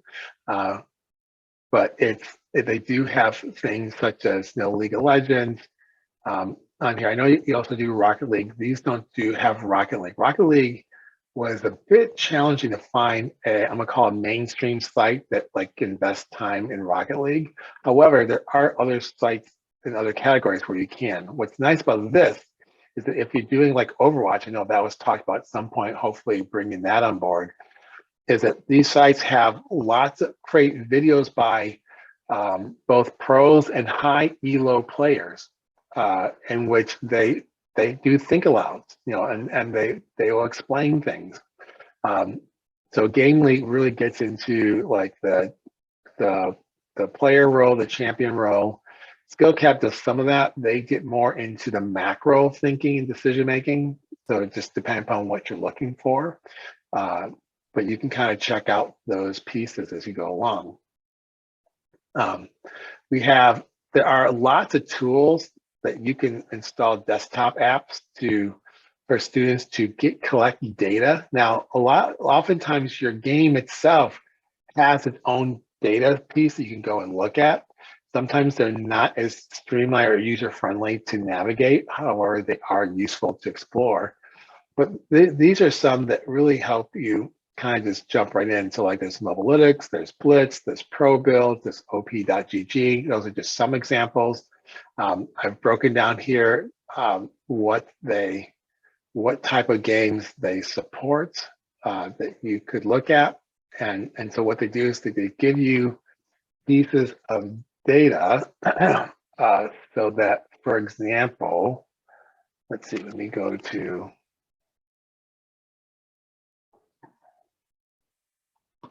so just as an example, oops, let me drop this in here. So this is op.gg, and if I type in a name, I can see, so remember talking about scouting. So if I know the screen name of a player, I can look them up. I can see what they play. They can just look like, oh, okay, play some AD carry, play a lot of jungle. There's a lot of Diana and a Mumu. I can then click the down arrow and get more details about that person. Maybe they're playing with team members from their school, so I can actually maybe get additional and see how well they played, and just look at some of these data points in that regards. So there's this one. There's also there's a variety of different ones that you can explore.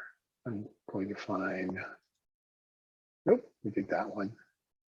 Here we go. And again, that goes back to like, I know there was one that the kids were using to track, they saw the player names for the Rocket League, and they were pulling them up and seeing where they placed and all that fun stuff too. So, definitely like if you have some math-minded kids, statistics kind of stuff, like one of the nice things, the chess coach is also like really big into that, the math field and statistics. And so, he was actually coaching a couple of the kids as part of the club on how to do all this research on the other players and how to, get stats together and things like that. So it's a good person to have in your back pocket if you're really trying to compete, at a good level. Yeah, absolutely. And if we go to, I just realized there's a couple, like I said, whoops, what's it doing here? Rocket League, I'll have to add this to the list. Rocket League has their own site where you just type in the gamer username, which okay, I don't think, because I haven't played in a while, there's not much data there. But you can look them up and get some information that way. And I just realized there's one here I've never tried before, which is this one, RL Tracker, Rockwell, which is Rocket League Tracker, which supposedly you can also. And it's nice when you log in, then the students can get their own data, so they get their instant data when they play, and then when they want to search for other people, they can do that. Let me just drop these links in here since I know you guys play Rocket League. And let me get this back to the home network. I'll drop this one as well. So yeah, so there are data sites, and like John was saying, it's a great thing for students who are math minded and even for a math class that want to bring in esports examples as a way to engage students and seeing, because oftentimes, not just math, but all subject areas tend to be taught in abstraction, and for some kids, it doesn't make sense to them. But then if you bring in esports, for those who love esports, all of a sudden, those abstract numbers have meaning to them, have context. It's that context piece that we can bring about. There's a section here about just, these are sites that give you news articles and guides. And so it's worth checking out. Like Early Game has a specific section for Rocket League, as does Upcomer, that you can explore. I'm not endorsing anyone in particular. I'm just saying these are ones that are available. Okay, I noticed that Rocket League is not listed up here, but I know from doing some searches myself, I found lots of articles around Rocket League. This one's not because they have FIFA. FIFA is one that's oh yeah, here's Rocket League. So I just click Rocket League, and I can get all of these different content information supports around Rocket League. And that's just that one site. There are many more sites that you can just kind of look through. And I try to link in what they have, like Game Ready. What's really cool with them, they're not the only ones who does this, but they have like some interesting guides for Rocket League. Not all your students are going to need it, but some will. And there's different things like understanding toxicity in Rocket League. So as a coach, you might read that article and think about how you might bring that into your conversation. Maybe it might be even an article that you say, I'm going to have them read it and we're going to talk about it. Because the way it's structured, it's easily readable for your students to unpack for themselves to say what's important. So lots of different resources here that you or your coaching staff can put together for that. I listed the score here because they're kind of more like almost like documentary investigative journalism around esports. They have a lot of interesting stories that if you go to the YouTube channel, they cover all different topics where I can go to videos and look that way, or try playlists. But there are some topics around Rocket League, but around other areas as well. So it's well worth explaining, especially if your students are watching pro games. You'll find some things there. And it is just some additional resources. Like Rocket League has their own channel that has some interesting information. A lot of the pro sports have their own channel that you can look at. And then there's some stuff from Minecraft for Education if you're interested in that. There's some really interesting things around design challenges and lessons that you can look at. So I'm sharing this because you're going to have some time to explore this, to kind of check this out, to see what's there, what is appealing to you in that regard. So that's that one. Can we pause there? That was a lot of stuff. Just know that this is a link you get to explore. Another link explore, this is on my YouTube channel. I do a lot of curation of esports and other topics. So this is a direct link to a whole list of different playlists about esports, particularly about professional sports. So as you want to look at it, there are a lot of documentaries, a lot of stories. Some are inspirational stories. Some are just telling about some of the players, and it's just worth kind of looking through to see what intrigues, what can you pull and incorporate into the work that you're doing around that. So that's just another option. And then we have this other piece that I just want to share real quickly. So one of the common requests that's made is, hey, can we get a guide on our sport? Like, can we get a guide on Rocket League that we can use? Well, the challenge it can be done. I recommend that it's really more valuable for a district or school to create their own internally, because rules change. Remember, patch notes, just literally today, Riot just did an update to League of Legends. So there are changes already. So the document you create is kind of like a new car. As soon as it leaves the lot, it's already devalued.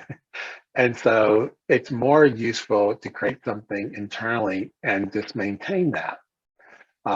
Yeah, every 2 weeks it's happening in League, and Rocket League has its own updates that do happen. So what we have designed, have access to, is a template, and there's an example here from Madden Football. But with this template that we designed is a way to frame such a guide. And so you just make a copy of this and just to incorporate. And the way it's structured, it kind of explains it right here, is you might have up to 4 ranks of your guide. Rank 1 are for your students who are like, what, esports? They have no background, nothing whatsoever around the sport, and they need the basics. So you can create supports and things around that. What do they need? What videos and articles might you incorporate under rank 1? Rank 2 is you got students who play casually. They don't really play competitively. They never thought of doing it from that perspective. So they may not have spent time focusing on skill. So, hey, I might play Rocket League. It's a lot of fun. Boost? That seems like a lot of work to hit the boost and then try to float up the air. I just want to drive around and hit other people's cars and maybe score a goal. All right, well, that's not going to work on a competitive team. So, but at least I know how to navigate a car. I know the arena and what's there. I just don't know how to do better individually so I can contribute to my team. So that's your rank 2. Your rank 3 is, not only do I play, but I do a little bit of solo queue rank. So I kind of know my way around. I may not be that good. I think I'm good. I may not be that good. So what do I need to improve, my mechanics and start and think about macro play? And then rank 4, this is a really customizable, these are like your high elo players. And so they need something different. They probably need more focus on macro, maybe a little bit of mechanics, but that's going to be personalized depending upon the student. And it might be out here, there might be a lot of work around mental perseverance and things like that. And you might not even have a rank 4 in your guide, but this is in case you want to create that, that's there. And then you go through the rest of the guide. I'll make this bigger so you can see that. You go through the rest of the guide to actually build what that looks like. And again, if you want to see an example of what this could look like, just click the Madden Football example and take a look at that. So that's the context of this. So before I give you your task, what questions do you have or observations?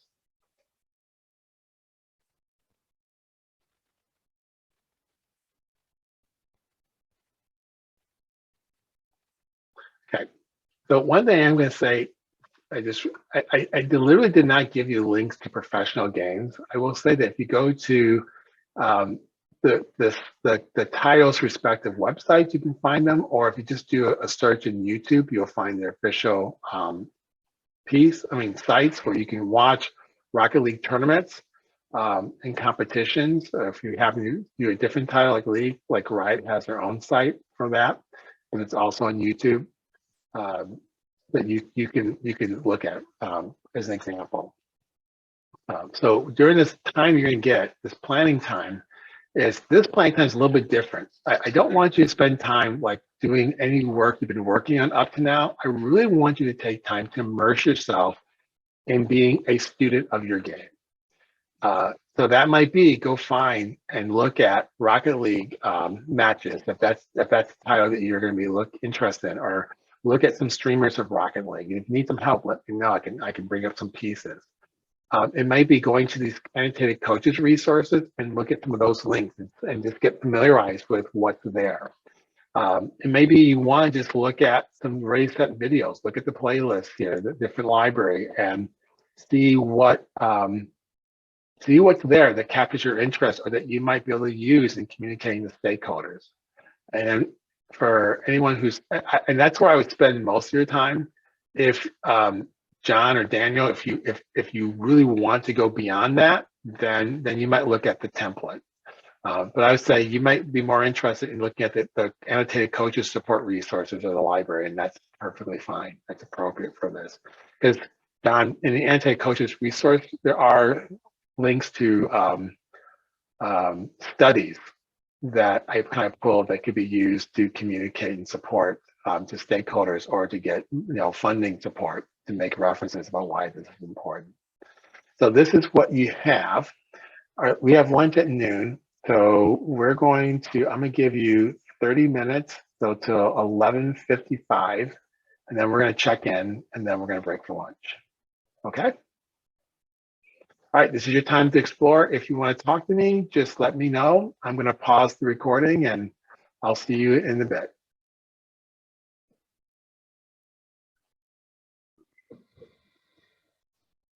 All right, so let's just kind of do, just as a reflection, just if each person can take a turn, either voice or chat, just share what's something you found that you're exploring, just to share with everybody else, so that it might be something that they might want to look at as well. So go in any order. One thing I wanted to look into was more resources, guides, and the such, like Mobilytics and op.gg, but for Smash Brothers. Ooh. And I didn't find any sort of application like them, but I did find there's one YouTuber I already know that does really good, guys, Izal Smash.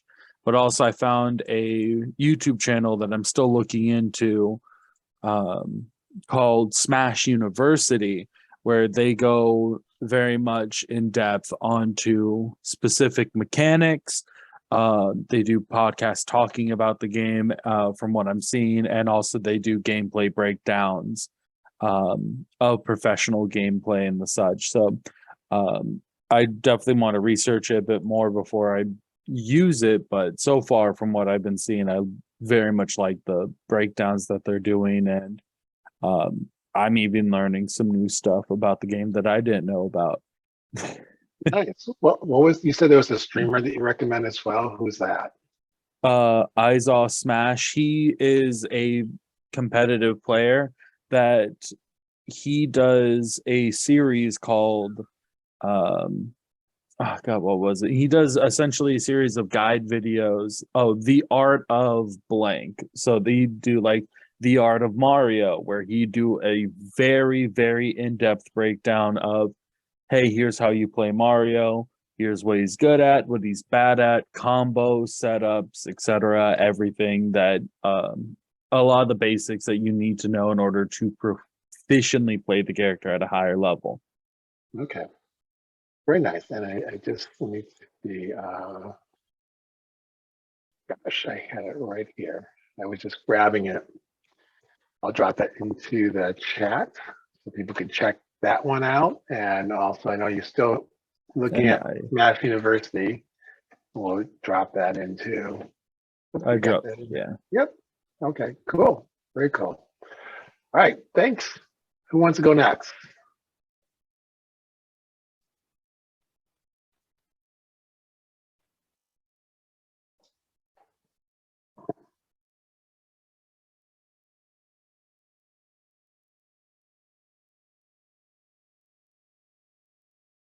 Let's see, Maureen, Nellie, Tina? Just what's something you're just looking at?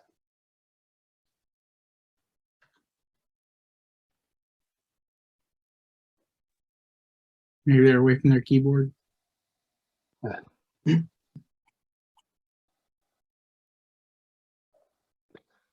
Let's see, Tina said Minecraft, there's Illumina and Smash. There are Point Crow and Smollett. Are those YouTubers or is that are those sites?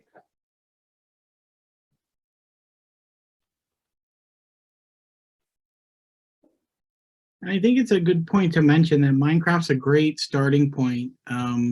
Kids still love it. Like it kind of it kind of died off a little bit, and then PewDiePie brought it back a couple years ago, and it's just exploded ever since then. And NASEF does a great competition. My guess is they'll do it again this year, called the Rube Goldberg. So if you don't know what a Rube Goldberg machine, it's like, you know, it's one action, does another action, does another action, does another action, all to do like some stupid task, like make a piece of toast or whatever, right?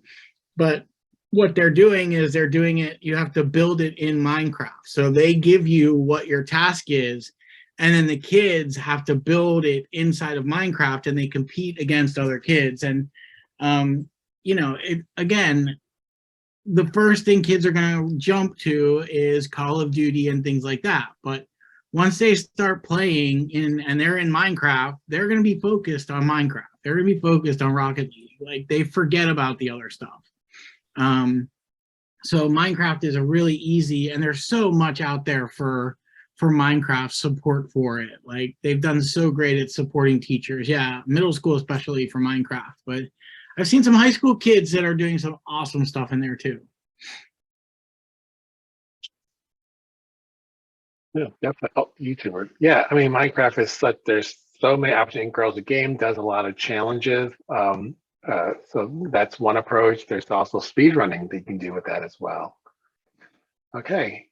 Tina Marie, thank you for those ideas too. And yeah, so this is, we're going to go ahead and take our break for lunch, and then we'll come back together, let's say at 12:35. So I'll see you guys all at 12:35. We're going to start in about 2 minutes.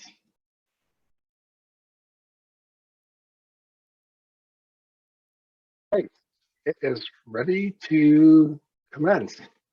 So what I'd like to do is take a moment and look at some of our other need to know questions that are here. And from the previous list, we had a couple that people were wanting to explore. One was, and we're going to see which one to focus on. There's number 6, who is going to maintain the gaming devices?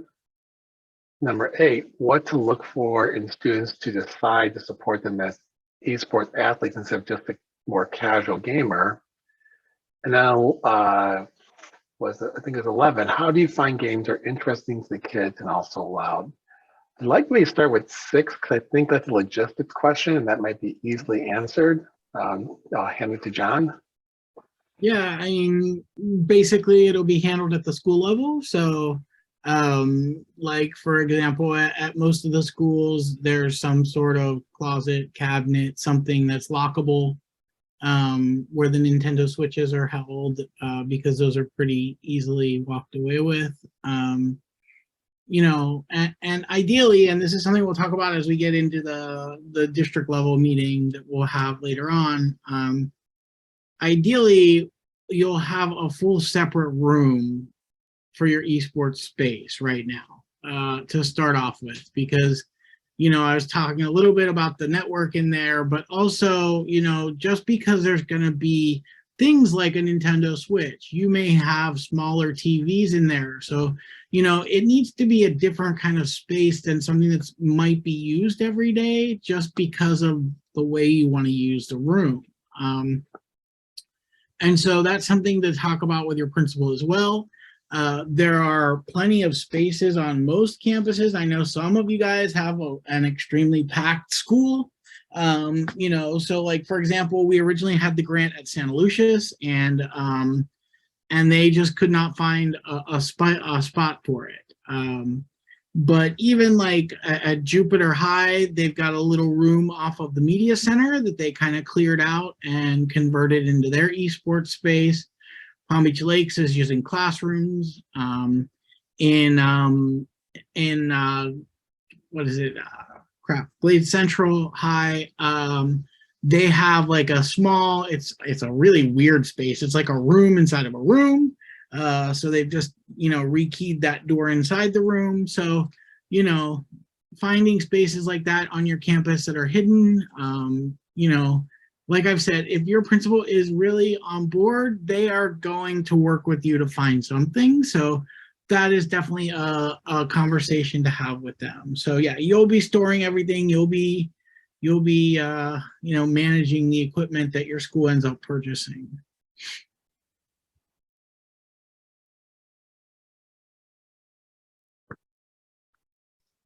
Any questions or comments that people want to add regarding this particular item?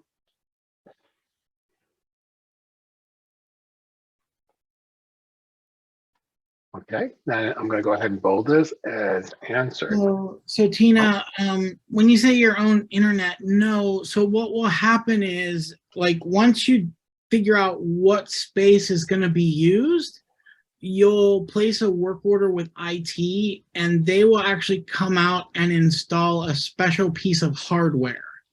So the district level IT have to actually come out and install hardware, and that will convert that one space. So when you plug into the wall, it will not go through your normal schools network. It will be its own little, as I was indicating earlier, it's its own little network that cannot access the rest of your school's network. So in case there's any intrusion. So once you have the space, that's when you'll place a work order. Again, I'll have a workflow for this that will then have IT come out to install, I believe it's a router, but I'm not 100% sure of terminology, to gain access to, basically it's an unfiltered network wired for gaming. So, there are still some things that are filtered on it, but so the district will be paying for that piece of hardware that will be going in your school.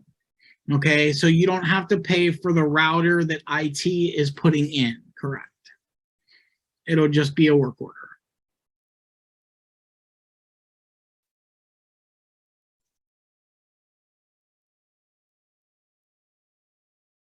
Okay. And other questions or comments on this topic?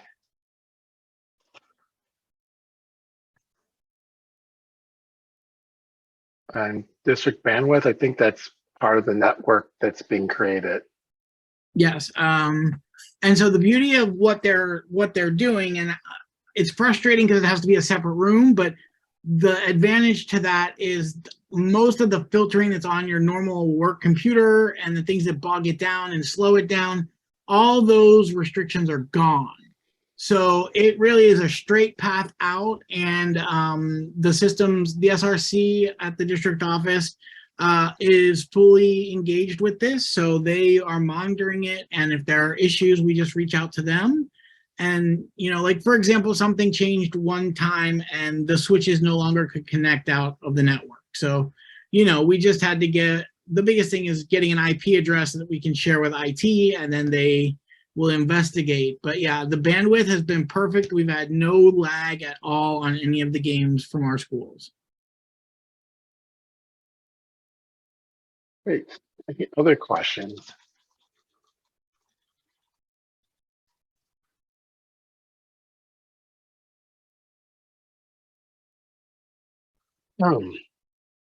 Okay, nice.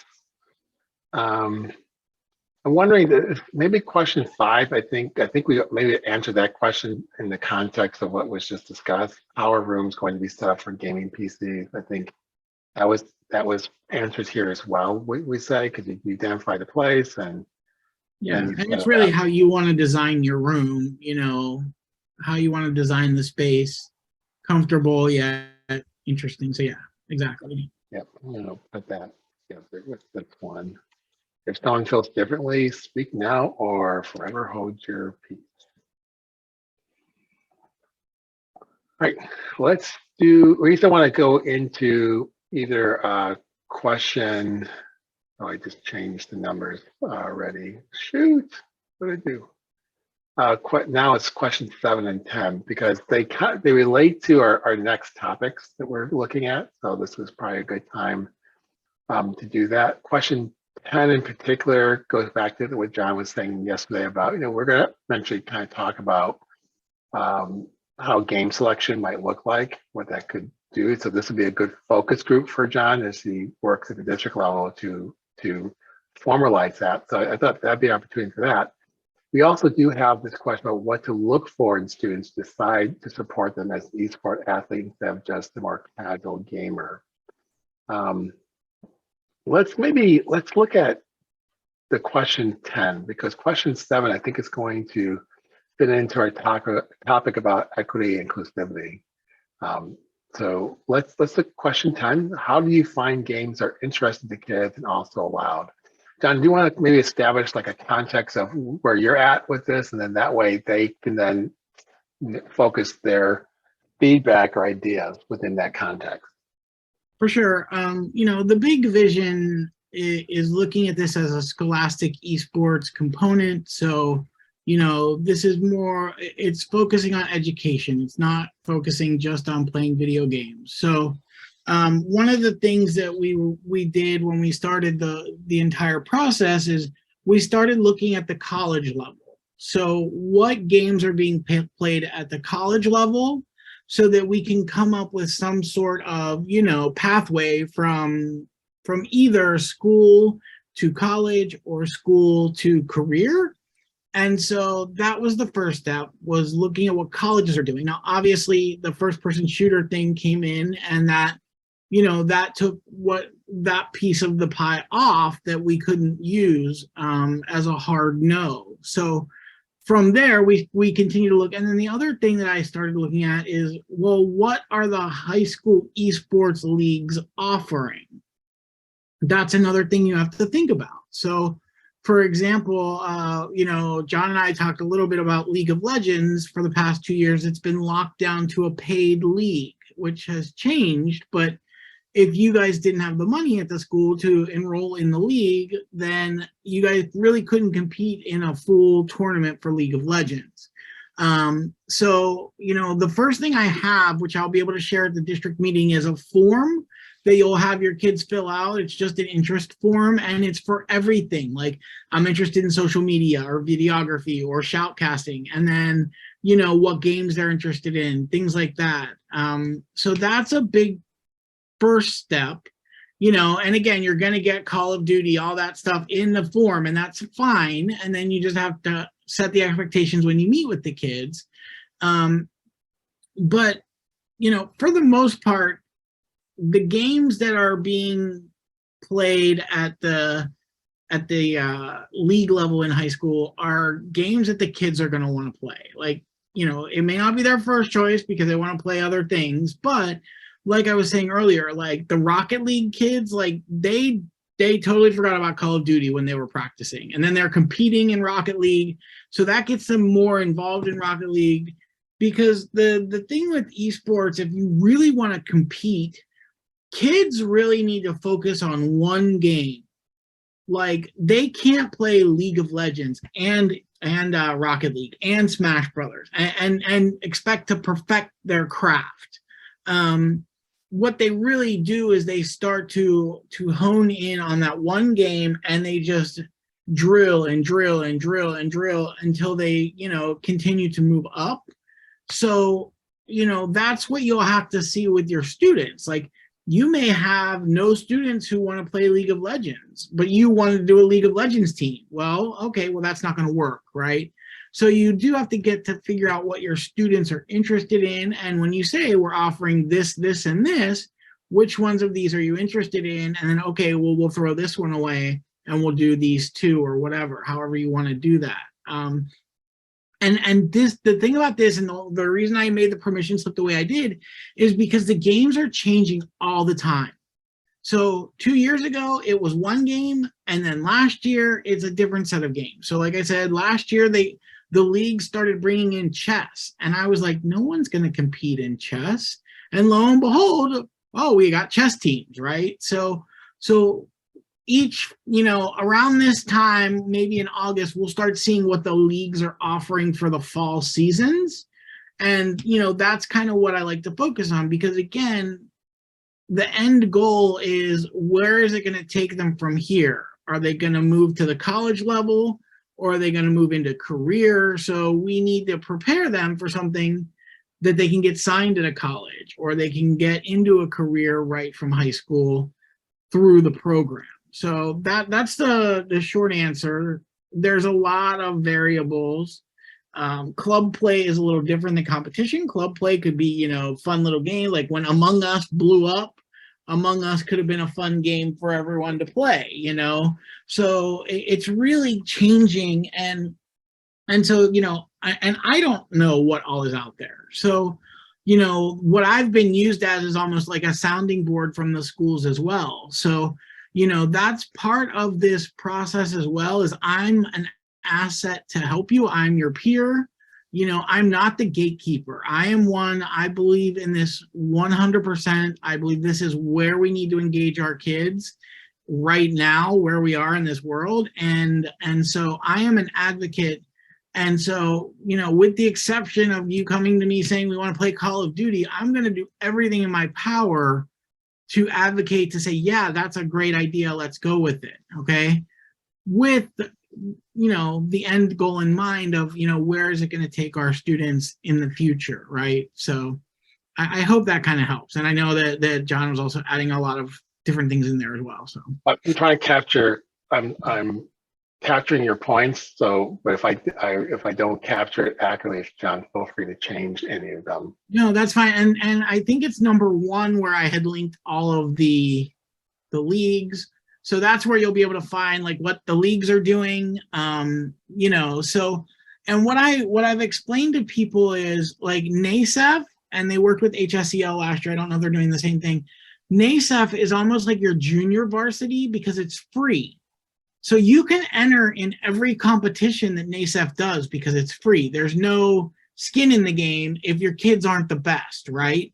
But the kid wants to try to compete. So that's like your junior varsity. Whereas EGF, some other games at HSEL, Play Versus, those to me are like your varsity, your varsity teams, because you have to pay for those. So, and most of them are like $3,000 a season. So like you're investing a lot in this small team of kids. And so you're not going to want to have the kids that may not be doing the best. So, and so let's see, IT, what is REPL? I don't know that one. I don't know what they did with REPL last year. Oh, okay. So here's the thing. Again, the difference with this is after school as an activity. So it's a little more lenient in what is allowed and what's not allowed. And I will be 100% honest with you. Most of the people in IT really want to see this happen. Like I've worked with IT for 13 years, sometimes very combative with IT, explaining, if you've been in the district a long time, there was a time when I was in the classroom, you couldn't even right click as a teacher in Windows. That was how locked down we were. And so, I've advocated for years as to access the teachers need. And so, they're 100% on board with this. There are obviously laws and things that we as a district must abide by in order to protect students. I'm guessing, I don't know the REPL thing, but my guess is there's a chat in there. And last year, I don't know what happened, but I'm guessing that there was an incident that happened in a chat room. I think it was on pbskids.org that the kids found this chat room that's not monitored and something inappropriate happened. And so IT security started looking at everything in the portal that had any sort of access to a chat and started closing it down. But with esports, they are 100% on board. And, you know, like I've had to work with them, like with League of Legends, I had to sit for almost 2 days where I would say, okay, I'm logging in, and they would see where it's failing, and then they would update it, and I would have to restart, and then I have to log in and try again. But they are willing to work with us as much as possible because they want to see it successful. They're excited about it. So come to me basically is what your answer is as well. If something it ends up stopping working, come to me and I will advocate in any way I can, you know, based on what the reasoning is from IT. Okay, so let's open things. That's a great context setting. We got some notes here. And so what are some other criteria or questions that you guys would, or this feedback about, you know, well, let me start over. Part one, or option one, any feedback about these 5 items, sub-items that are here? Part two, anything that's not here that you think should be discussed about being added? And then part 3 is any questions for clarification. Okay, question, is League of Legends for middle school? We know middle schoolers play it, but I don't know, let me look up the ESRB rating for that. Yeah, it's my understanding, hang on, I have it on the permission slip. It's my understanding it's T for teen. Yeah, it is T for teen, which 13. Someone in the chat asked yesterday about it for what happens if you have middle schoolers who are 13 that may want to play. And so right now what I'm going to do, so that is on my list also for conversation with my leadership with Splatoon and figuring out. My guess is Splatoon's going to be fine, but I just want to make sure 100%. And there's also, just so you know, Maureen, I don't know what school you're at.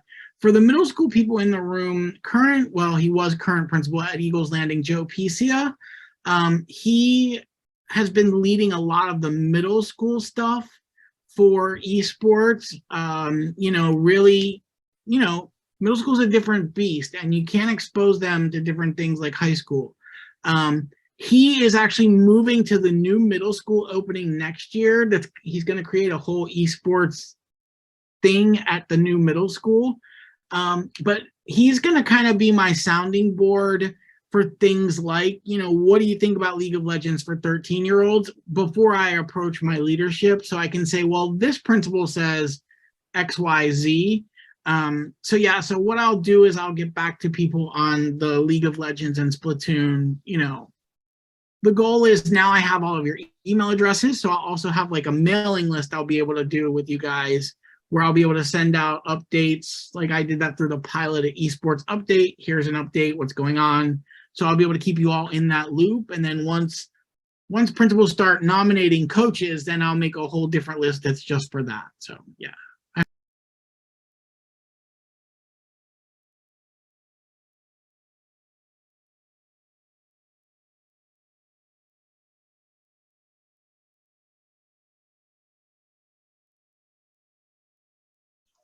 What other questions or comments?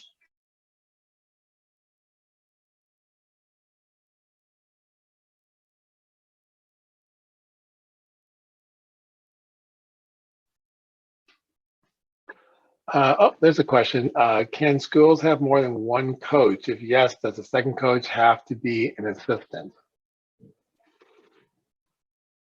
I think it'd be great to have multiple people coaching, adult coaches. I mean, some might be volunteers, and so there's that piece. And that's why I also think like having student coaches And as your program progresses, if you might have a student who graduates and is in college or something and wants to come back and be an assistant coach, there might be community members. So, but then that gets into what's the district policy about having not like outside community members coming, interacting with kids, like usually there's like background check or there's some process they need to go to possibly before they can or Yeah, they just have to sign up as a volunteer, and then we have a program that when you get to the front office, they run your license through a background check. So, you know, as long as they can get onto campus with that, then they're able to volunteer with the kids. That's a great idea, having, you know, local college kids,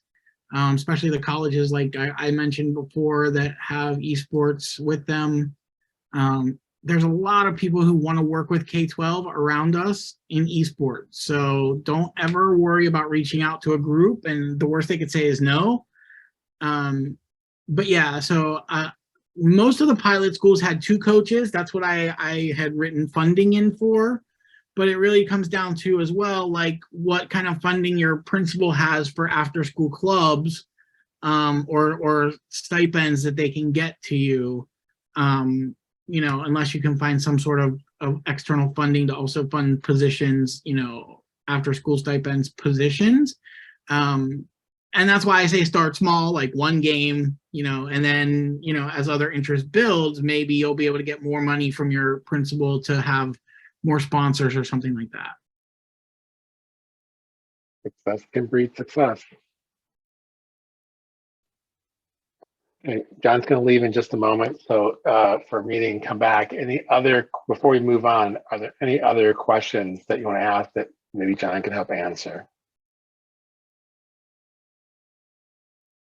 And I'll be around. It's just a quick phone call, just trying to organize money so it can get to the school.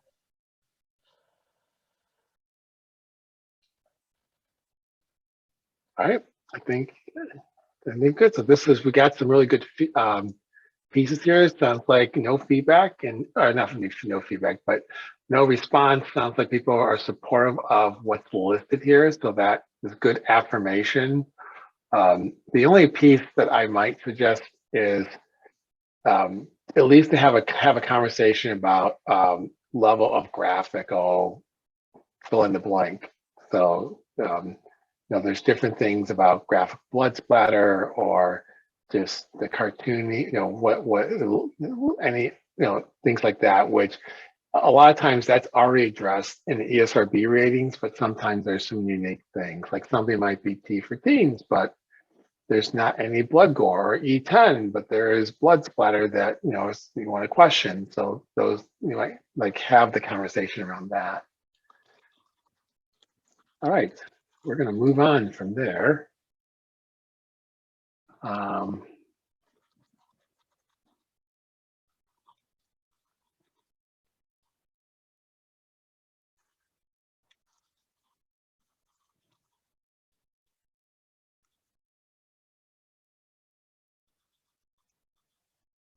right, good deal. Now, let's see, let's go to, oh, wait, up.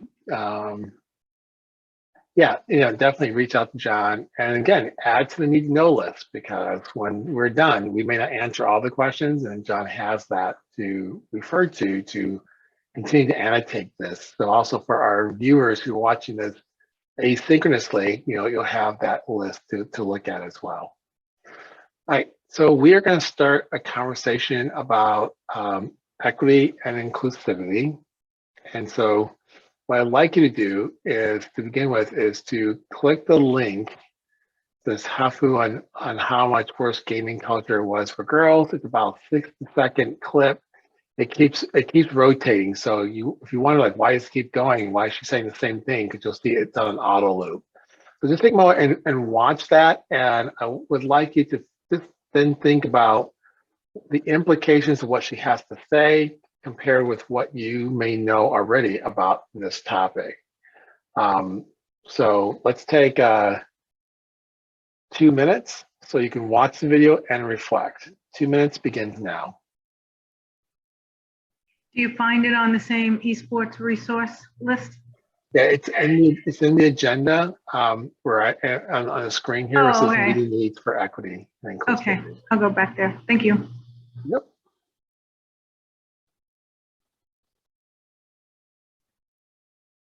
Hey, if I can bring you all back.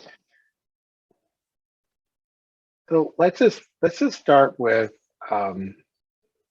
what are your reactions, reflections about what she has to say, and then what connections can you make to your own experiences or um, things that you have learned or know about?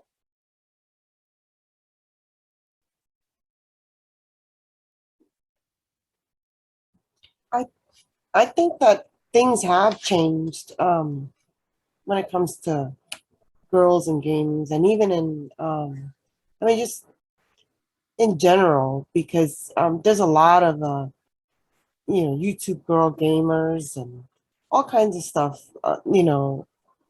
out there, and then also in the Asian community, they're even making a point to pointing out that like the show that I was watching is all about esports, and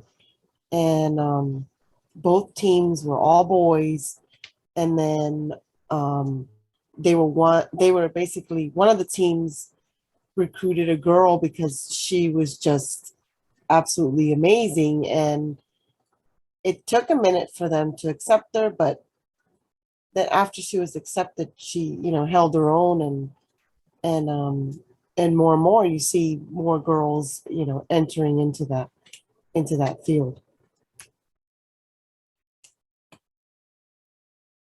Yeah, it's definitely hopeful to have more girls in the field, and probably a key piece would be interesting. Like you said, when the girl was recruited, you said it took them a minute.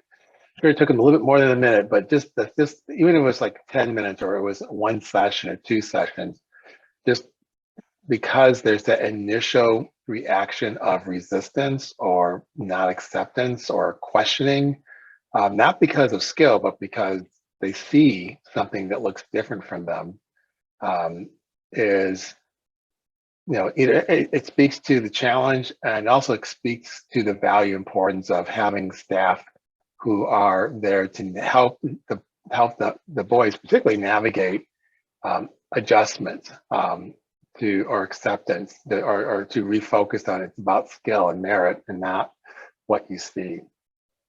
What else? But thank you. That's a great piece there.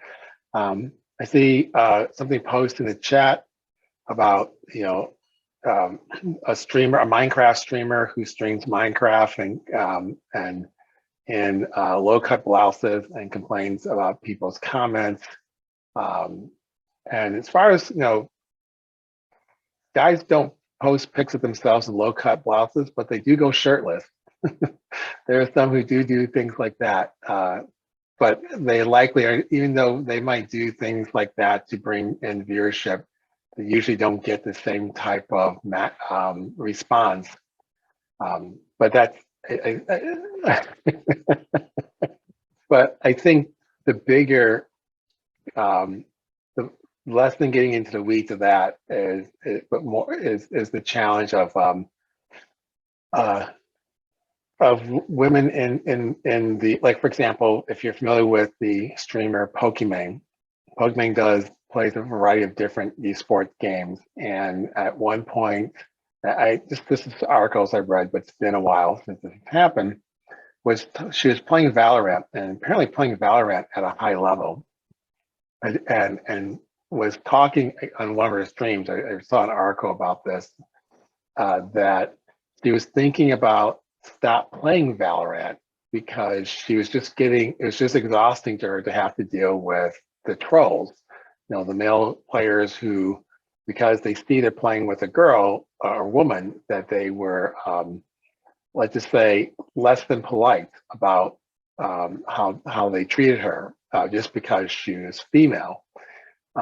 And that, I always find that really, it unpacks the fact that the women who currently exist in esports at a high level, just the vitriol and issues the sexism that they deal with, to be able to be present. And then when they're thinking about, stop playing, it makes you wonder about how many of girls who have great potential to play, just like like the boys or others, who don't pursue it because it just feels like a hassle or feels extremely concerning to have to endure that type of vitriol from others just because they're not male.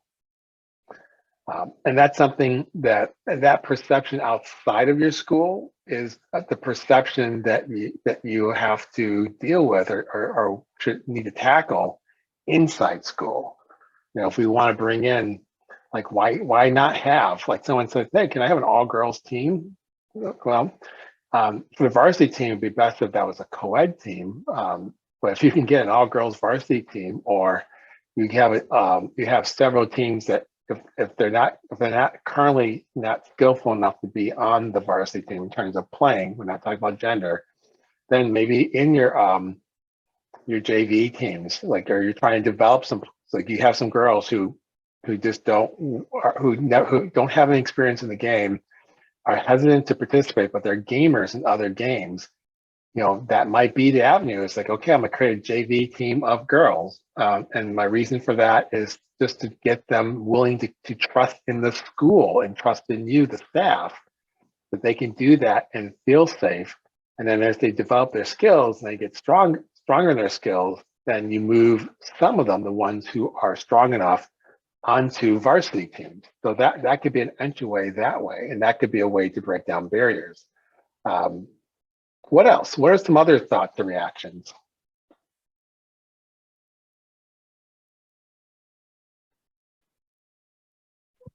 I can say I'm just happy that in general things have gotten better, because that's just disgusting what happened. I'm happy that things are getting better, and I know that they're not perfect. I even had a student come to me, not specifically about esports club, but in general. And at first, this was a student that liked to come to talk to me. At first, they're like, yeah, my friends make all the jokes because I'm a gamer. I play video games with them, and I'm like the girl of the group. And I'm like, are you okay with that? And she's like, yeah. But, a couple weeks later, she comes back and she's in tears because she's just like, sometimes it does get to me. And that's the kind of stuff that none of these boys are, I don't know who they were. They weren't a part of the esports club, but even if they say, oh, I'm fine with it, it's fine, it's still not acceptable. And even jokes, knowing they're jokes, can still wear down on you. So it's important to make sure that at any level it's not acceptable, because it still can hurt even as a joke. Definitely. I'd say, here's a social experiment that all of you might try in the next week if you have the opportunity. If not, then when school starts, if you know any girls who game, is to go to them and just ask them, what's it like when they're gaming?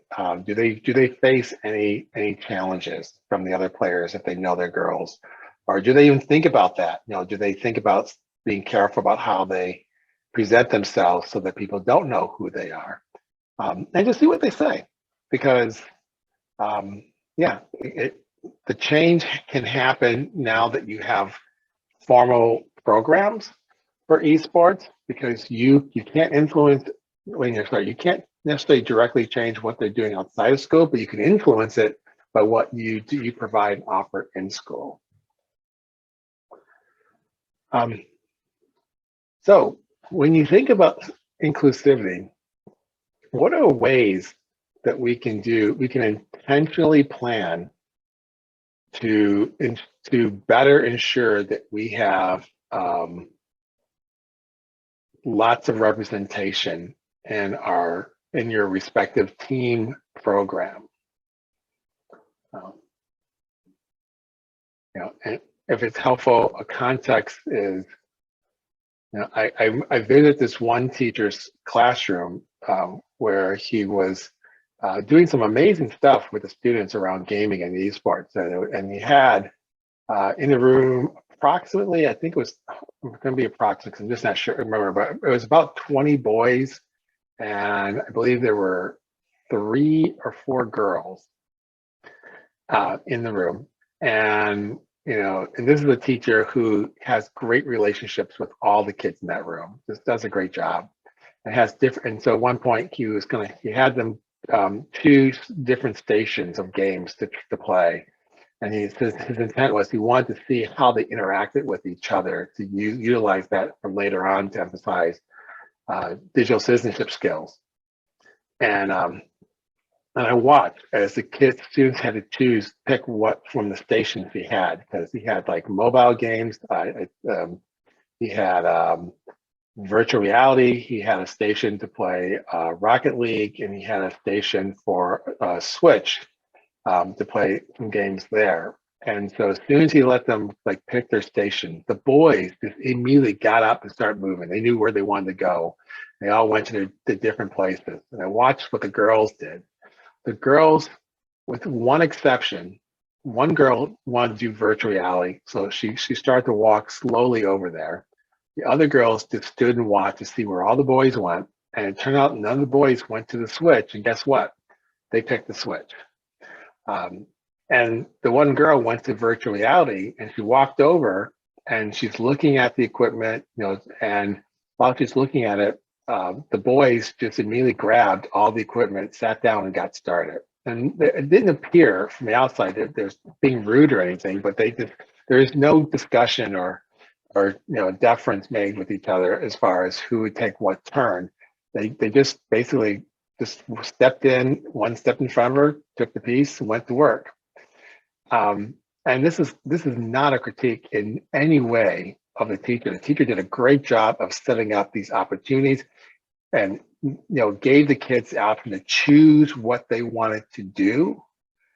And the kids did that, and yet because of the social reality outside of school, that's how the kids interacted.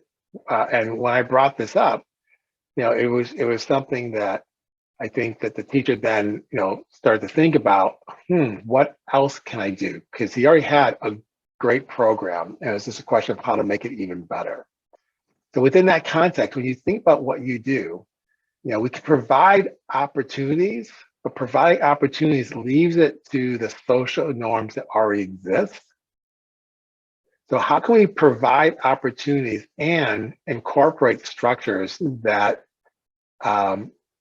better ensure that everyone can engage and be involved? So let's just take 30 seconds to silently reflect and then share your ideas. 30 seconds begins now.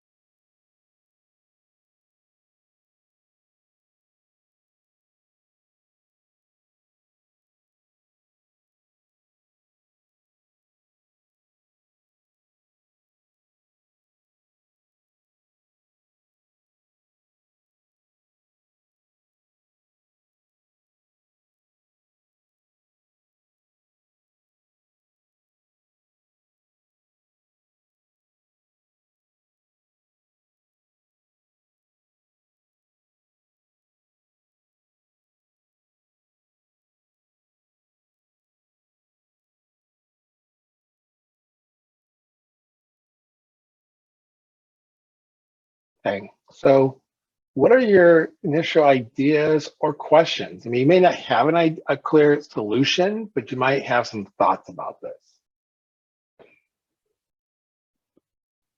Maybe, and I'm not sure how crazy I am about this idea because I don't feel like it's as much. Mom, for what I was thinking is, uh, just like how with boys and girls sports, they have different days where they're able to come in and practice. Possibly doing the same, giving days specifically for girls esports to make an environment more um, possibly appealing to them.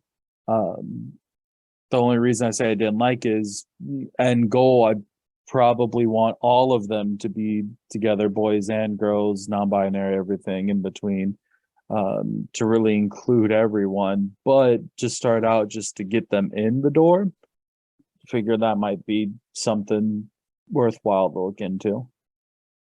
Okay, so it sounds like if the end goal is to make it heterogeneous group that everyone's together, but in order to get kids to even like take the time to come in and explore the game without the potential social distractions, you might have a couple sessions where you invite the girls on one day and boys another day, and then bring them together. Okay. Yeah, well, we're just brainstorming ideas, so we're looking for, so that's a great starter place. So what are some other ideas?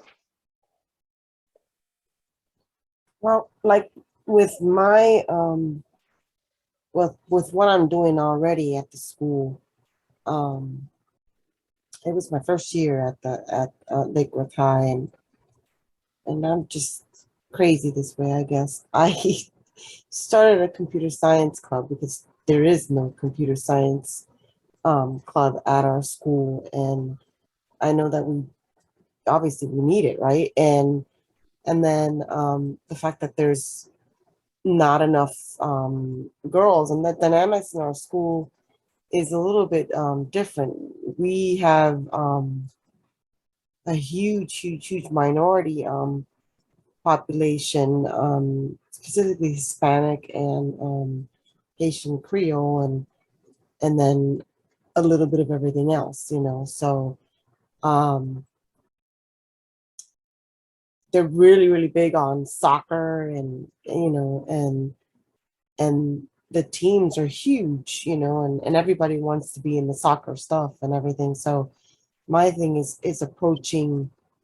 I said I wanted to do something for girls, right? So I decided that I was going to add on to it the Girls Who Code club, and I'm sort of using the computer science club as an umbrella to have different things in it of the computer science world, which includes, esports, Girls Who Code. I'm going to have different things, and who knows what'll come out of it, as far as maybe there'll be teams specific to those things, but for the esports eventually. I'm not saying that immediately I'm going to start a team because I kind of want to build and see what happens and get the kids there. And that's why, as far as me coaching soccer, I approached that avenue because I saw so many girls in that, and they love sports. They love they love track, they love soccer. They do soccer first, and then they go to track the next, whatever the season is up or whatever.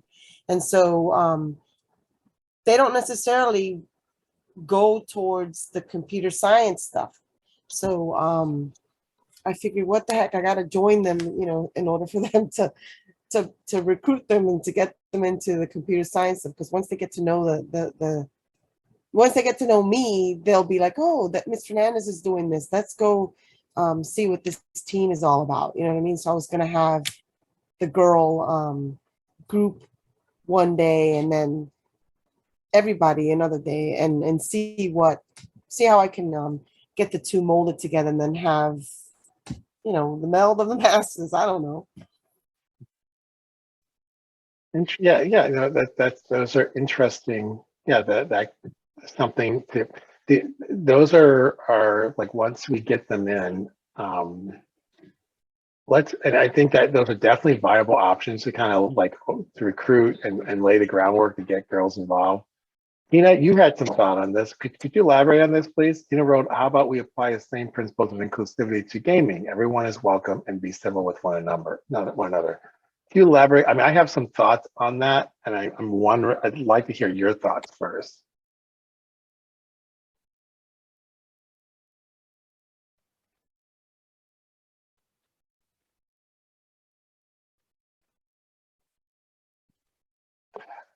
But yeah, just like in, so here's what I'm wondering about that is absolutely, that's what we want. You know, we get them, when we have them in the room, and I hear this many times by girls and advocates for girls, and it's that it's not their responsibility to educate the boys. And absolutely right, it's not. And so if we have, as you described, a gaming space that is based upon inclusivity and structured that way, then it's a way to educate everyone, but also particularly educate, awareness for boys without having to separate groups and moving forward. What I'm wondering though is, in order to do that, so let's say, and I think those principles that you just described would fit in everything that has been shared so far by the others. My question is, how do we get them through the door to even have that experience? Because that's usually what the challenge is. Like, we'll have an informational session, and we might get some girls show up, or some teachers have shared that a couple girls, they'll see girls who come to the door, they'll look inside, they'll see all these boys, and they walk away. So it's literally getting people through the door. Is the piece that I'm wondering about this. Once you get them through the door, absolutely, what you're talking about is what we want to do is plan those structures so everyone feels welcoming and included. But how do we get them through the door? And I'm open it to everybody, and that's not just to Tina, but I'd like to get Tina's thoughts, like everyone's thoughts about what are some intentional strategies to recruit girls and perhaps other groups that may not, like I think yesterday someone mentioned LGBTQI plus had said, how are you going to make it so I feel safe to want to come and feel supported? So how do we get them through the door? I mean, and it's just take a moment, just think about that.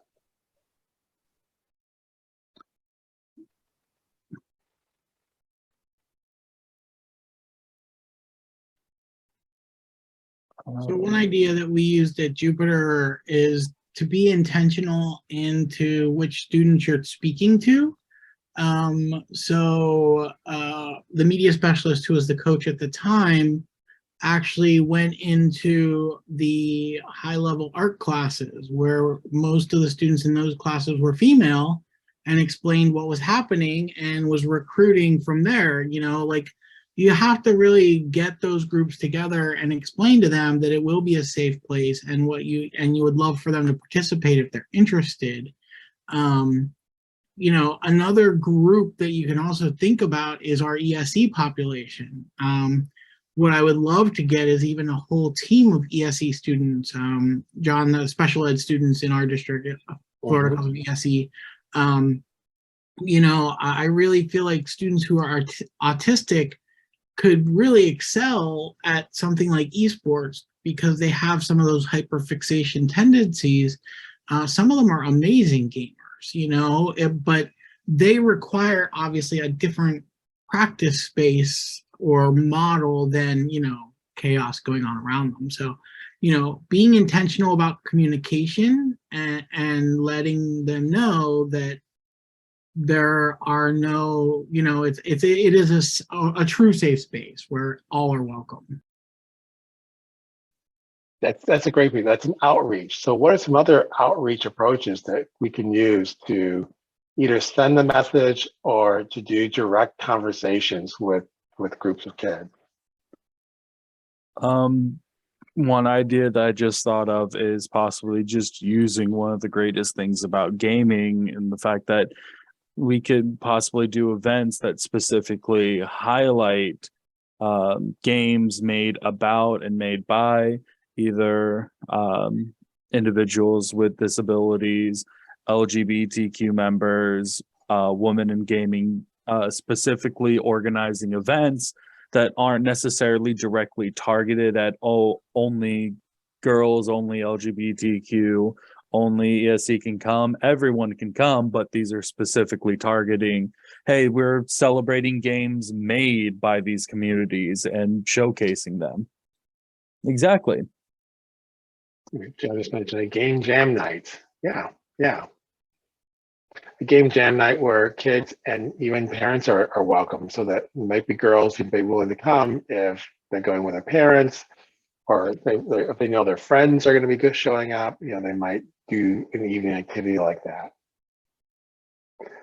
So that's the idea here, is to create, to generate ideas, to intentionally figure out how to recruit. So even like messaging, so one comment that was shared was, well, what if we, can we have like more than one coach on staff, or even student staff? So if you have student staff or coaches like who reflect male and female, and both are sending the message, then those are indirect messages in itself that the kids see. Is like, oh wow, there's a woman coach on that staff.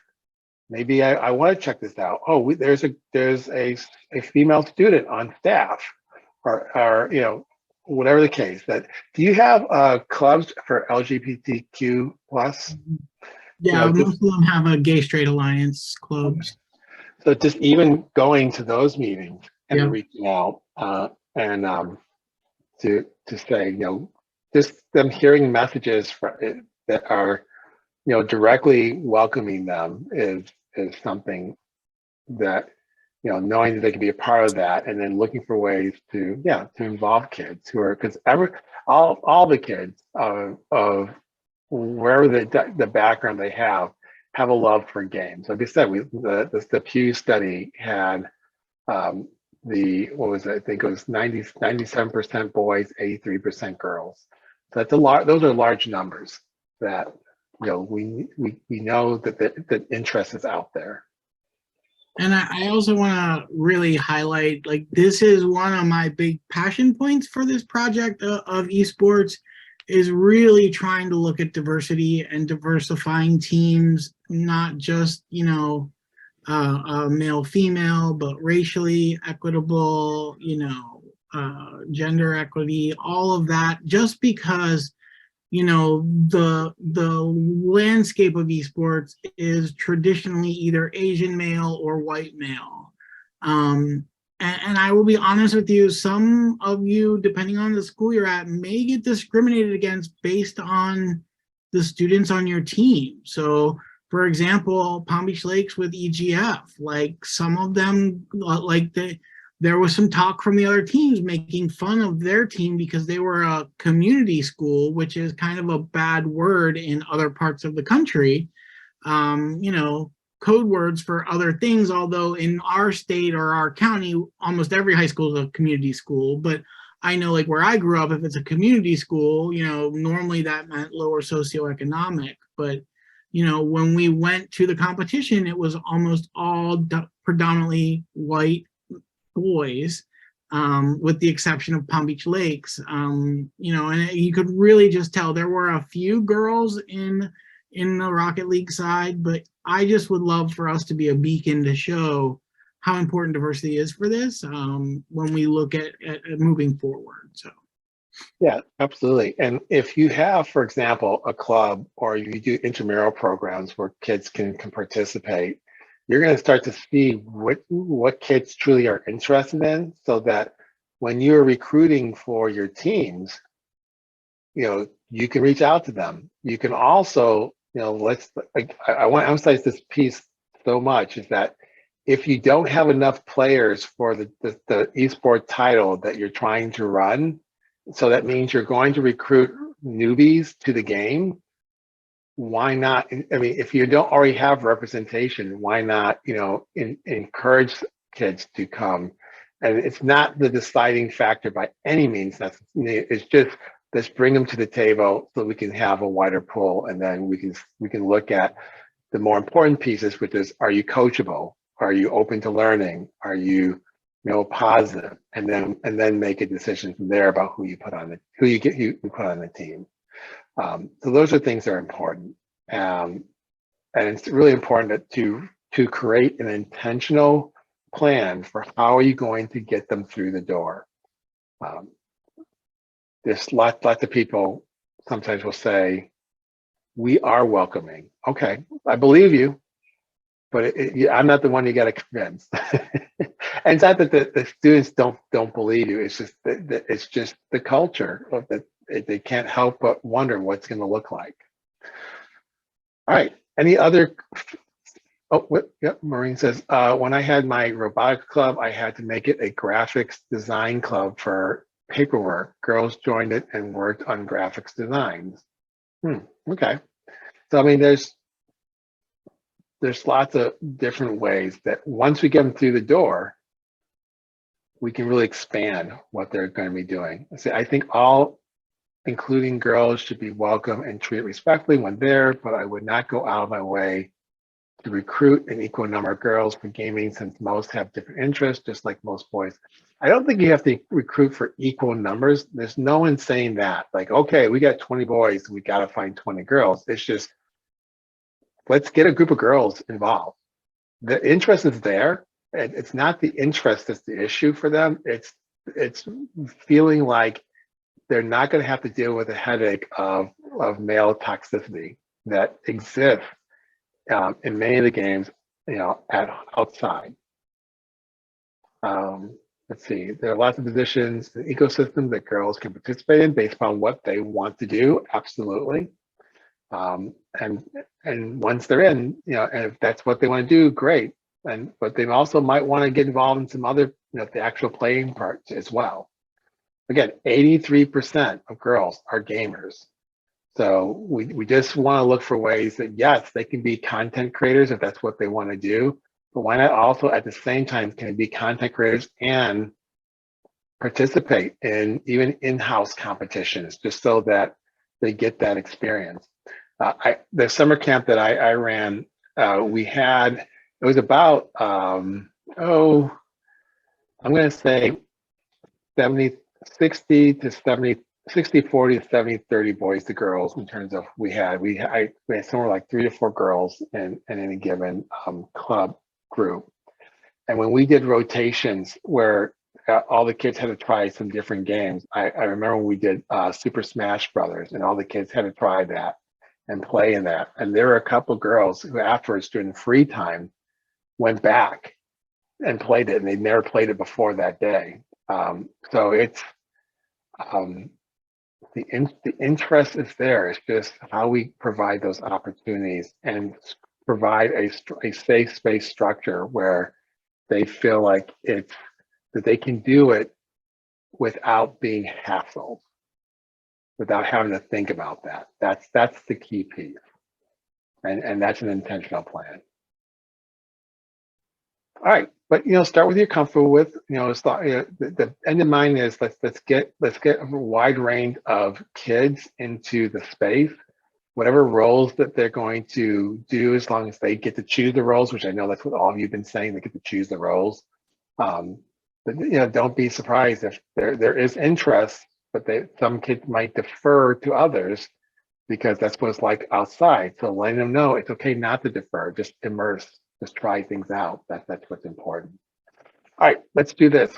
This was a good conversation. Let's take a, here's what I do. I want to get your break in, but I also give you a little time to digest and synthesize what we've been talking about and think about what would be your next 2 to 3 intentional steps that you'd want to do for intentional recruitment.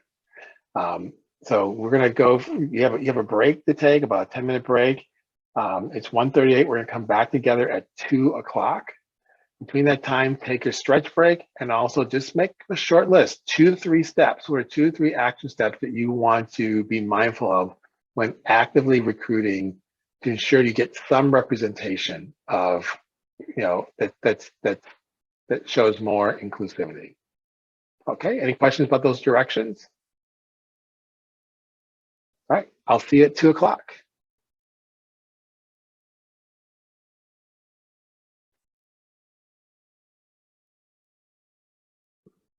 All right, so let's go ahead and continue, and let me just kind of check. You know, you had some time to reflect on this conversation about equity and inclusivity.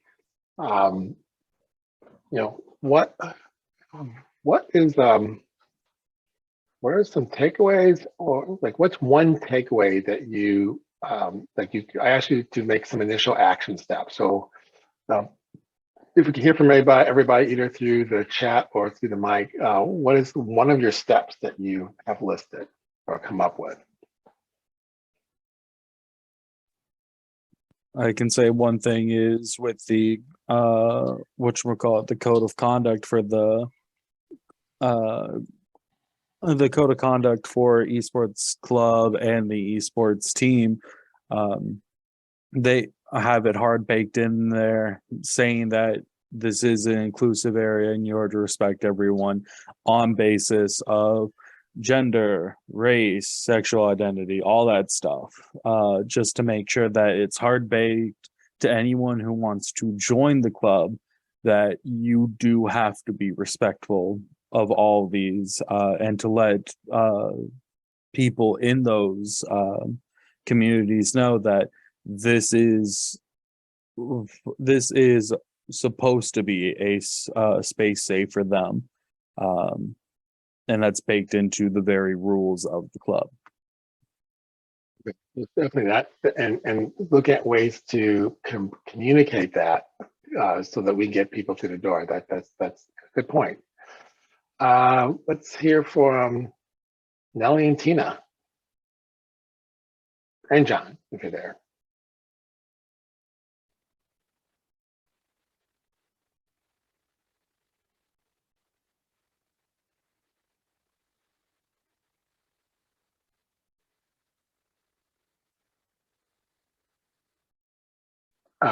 Yep, okay, good. Tina says we just need to educate kids to be civil towards one another. And so both of these are really important parts that you incorporate in the team framework that you do, and it's just about another part is just how we communicate that to get people through the door, because when they come through the door, they get these experiences. When they don't come through the door, it's a lost opportunity. All right, so let's continue. And what we're looking now at is we're exploring about tryouts, you know, and looking at this piece. And as we think about this piece, this was in we had the checklist. Let me go back to the top and we can drop this in. When we think about the in this list here, I think it's coaches planning checklist.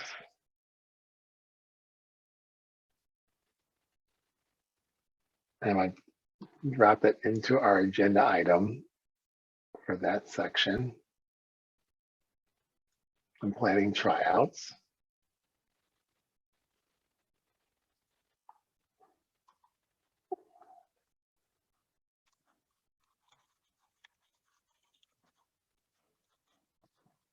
So when we look at this checklist,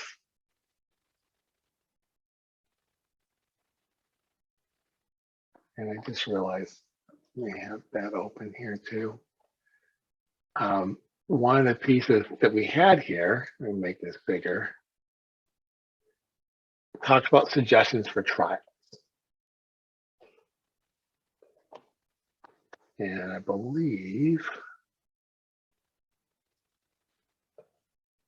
you know, so an important thing to think about is, you know, what are your prerequisites, and then what data you're going to collect, and then how you design your tryout with a rubric or criteria list. Because once you bring people in, you know, what you're looking for, you want to try to keep it as clinical as possible. I mean, there are certain factors that are hard to define, you know, like, you know, but I mean, there's things that will influence your decision making. There's a lot of things that we can look for to have an understanding. Oh, okay, hold on a second. Well, is your date of birth February 7th? Oh, wait, no. So when we are, so let's take a moment, like look at the coach's checklist about the turnout process. And we talked a little bit about this in a big picture, but really didn't get into the weeds. So let's look at this and what are some areas that either that you want to clarify, or if you had to prioritize, what two do you think are most important to have information about when doing tryouts?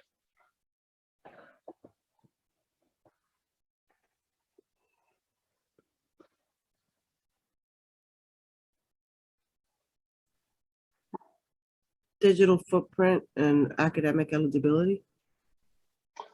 Oh, great. Can you elaborate why you picked those? Because as far as the digital footprint, I at the beginning of the school year, I always teach digital citizenship and all of that, and with my kids, and express them that the importance, you know, and how it can follow you for the rest of your life. So, I mean, I know they're talking about professional and toxic resume and so forth, but your whole digital footprint as a whole, even as a young adult, you know, or a young student, that it's critical to show who you are and the type of person that you are and how you're going to end up being on the team, of whether or not you're going to be able to fit with the culture of what you're looking for your team in order for them to be successful. And as far as academic eligibility, you want for your team players to make sure that academics is first, you know, and that it's a privilege to be able to be part of a team at the school. But our main point is to ultimately get them a career in something, whether it be in tech, whether it be whatever it is, you know, that's our goal, as putting these extracurricular activities for them, not for them to just slack off on their academics just because they want to play games. So that's why I chose those two. No, thank you. Go ahead, John. I was going to piggyback off the academic eligibility. Like, you know, obviously right now we don't fall under athletics, but, you know, I've said many times we're trying to mirror what athletics does. So, you know, at some point it might be, you know, kids need to have a certain GPA to stay on the team. Behavior, you know, if you're suspended, then you're off the esports team. You know, I really believe in that mindset. And if we're calling the kids athletes and we're considering this athletics, like, we need to continue to follow those rules as well and hold those students to the same standards. You know, because I believe, and the research shows, that esports helps kids want to, you know, their attendance increases, their GPA increases, you know. So I understand if maybe the students you get originally might be under where you should be, you know, but the goal is to have the club to bring them back into school every day, keep them on behavior track, and, you know, keep them academically successful. So I think that's really important too. I agree, Tina, exactly what I was saying. Yeah, for sure. Yeah, great points. Let's hear from others.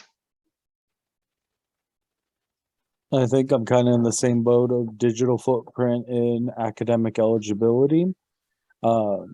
Just bare minimums for them to get their foot in the door in the club. So we know that only students who are acting appropriate and earning the right, not the right, the privilege, earning the privilege to be in the esports club, to be competing and under the school. Only they have the privilege of doing so. That way it can have those effects on better attitude in schools. They are paying more attention to their grades, stuff that we saw. I remember you all mentioned earlier that esports clubs have those effects. We want to facilitate them. And of course, secondary to that will be their ability to compete, how good they are at the games.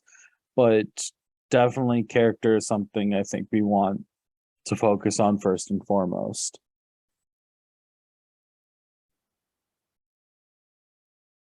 Yeah, yeah. And I think Tina said, oh, that's something different. Okay. Yeah. So this is so those are things that are important, and definitely, I think a theme you could pull is that there's lots of guidelines under traditional athletics you may be able to pull right over as far as prerequisites, and then the adaptation might be digital footprint. What you can understand and know about, and some of that you may not know without. I mean, well, some of it you may not know without until they actually scrim the last item. But some of it also can be, and this it kind of depends on the school and what you can or cannot do. But if you ask for, students to share, their social media accounts so that you can take a look. Now, taking a look, I don't know. I mean, job businesses do that all the time now. But that might be something that you might want to do, just because the last thing you need is a star player who has a very questionable Twitter or Instagram account, and now you're going to explain that. And it doesn't mean that may not preclude him from being on a team, but it might be an opportunity to have a conversation about digital footprint. Say, hey, this is something you need to look at, because you're gonna be you're going to get noticed being on a team, and people are going to look at your social media, and this could help or hurt your future plans. Okay. Do you see conflicts with other school commitments being a challenge in your district, or is that just? Yeah, I mean, if the kid is, I think we had one at Lakes as well, where the kid was playing football in the fall, but wanted to be part of the club or the team as well. So I think what they ended up doing is he just participated in the spring season with esports and stayed with football in the fall. So, there are conflicts, and so kids will have to make those decisions, obviously, with different clubs and things like that. And yeah, definitely there are things to I mean, and those are things to consider, because there may be some compromise that can be done, and sometimes there can't be.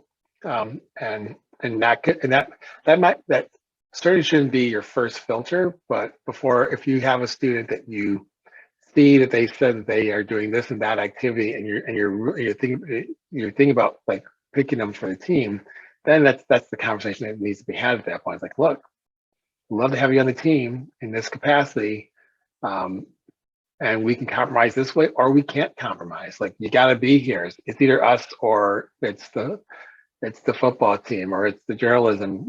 Whatever it is, it's your decision, but you can't do both. And then you put it in their hands, what they want to do from there. So definitely, those are things to consider. Any questions about scrims? Okay.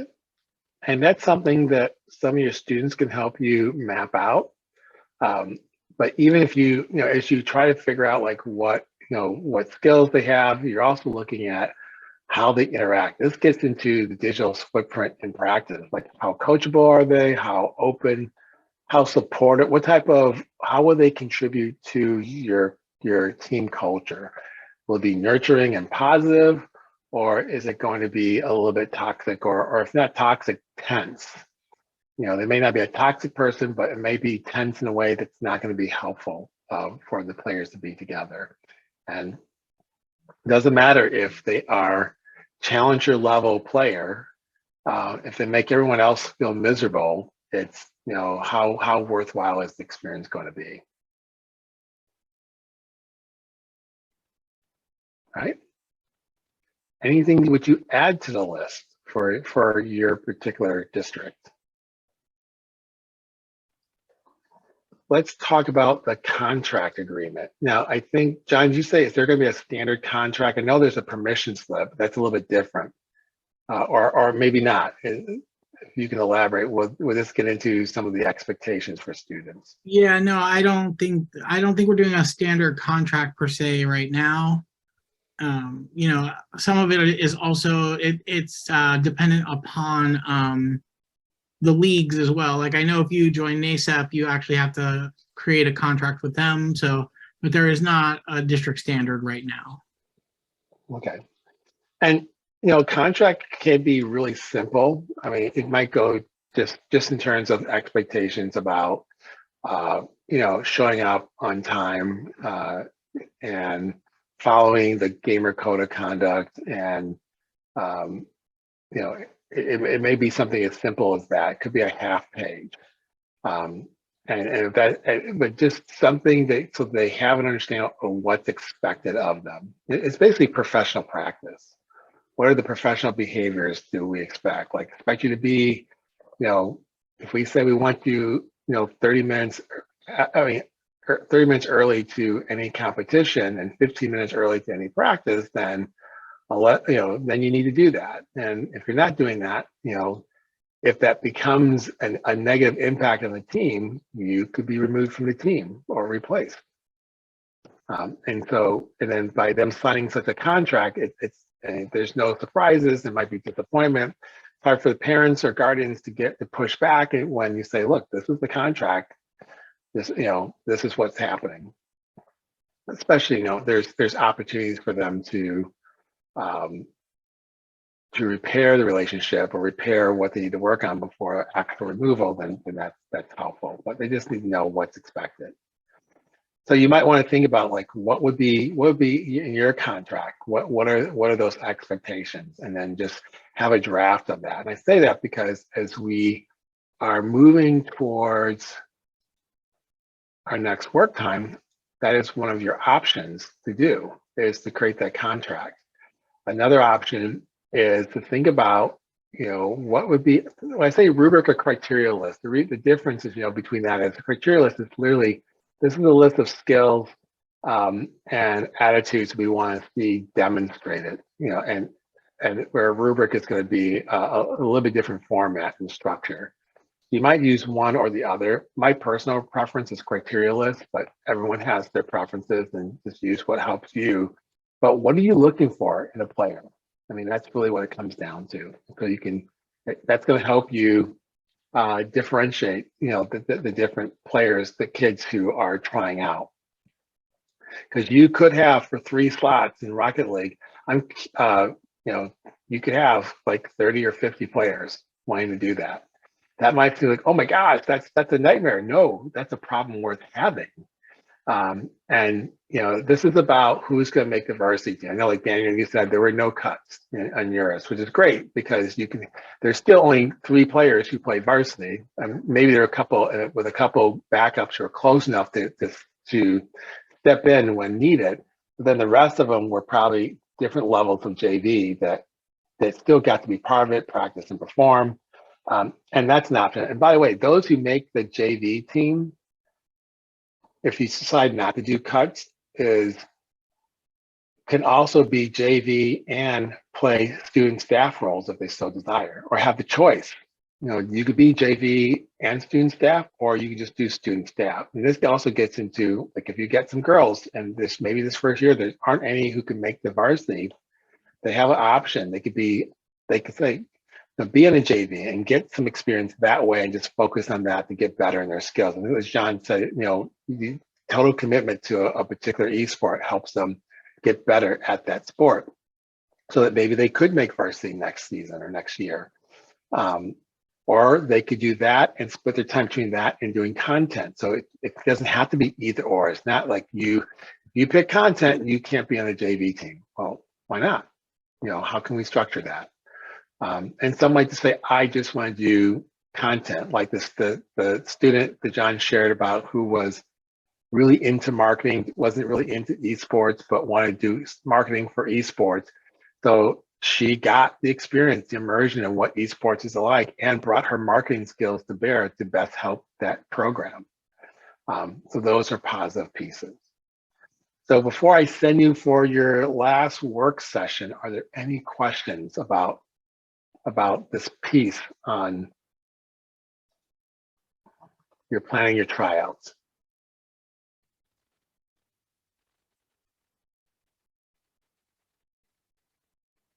Okay, then what's going to happen is you have the option to plan your tryout or go to any component that we've worked on for the last 2 days. You decide what will be of most use or help for you at this time. Maybe it's about equity and inclusivity.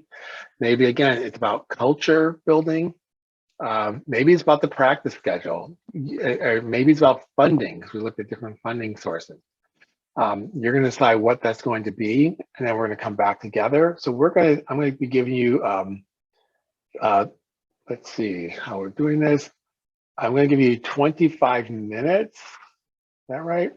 Let's just say we're going to go do this till 2:45 because we got a couple things we got to do to wrap up. So I'll see you guys at 2:45.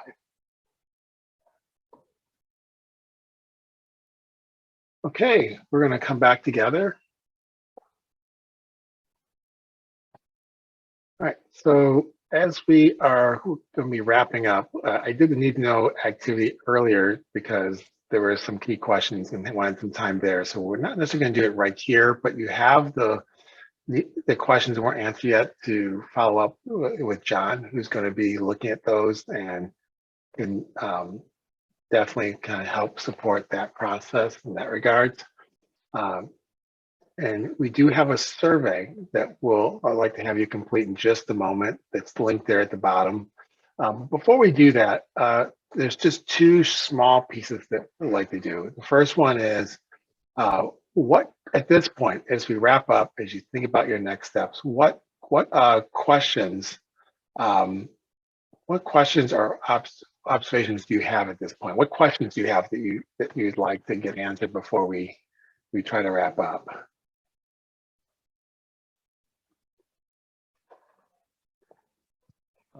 One thing, and this is just a small thing, as I'm not familiar with regular sports, but of course for my team, I want there to be an academic level of eligibility, such as students need to have passing grades in their courses to be eligible to compete under the esports team. But I want to know if there are any technicalities of that. Is it the specifics of, say, students must maintain a C or higher in every course that they take, or just core curriculum, such as STEM, history, math, reading, science? I'm not sure if there's any specifics to that, or it should be every class that they attend, including electives. And so ultimately, as we talk about this, it'll be a decision that you'll be made with John. What I would urge is what other schools in the country are doing, and that is a lot of them are looking at what are the academic criteria for traditional athletes, and then they're adopting those as is for their program. So that, some schools say you have to have a C average in every class. Some schools say you just have to have a C average across your courses. And then there's some have different expectations. And I would just say, see what is the district for guidelines for traditional sports, because then that is something that parents and community are very familiar with.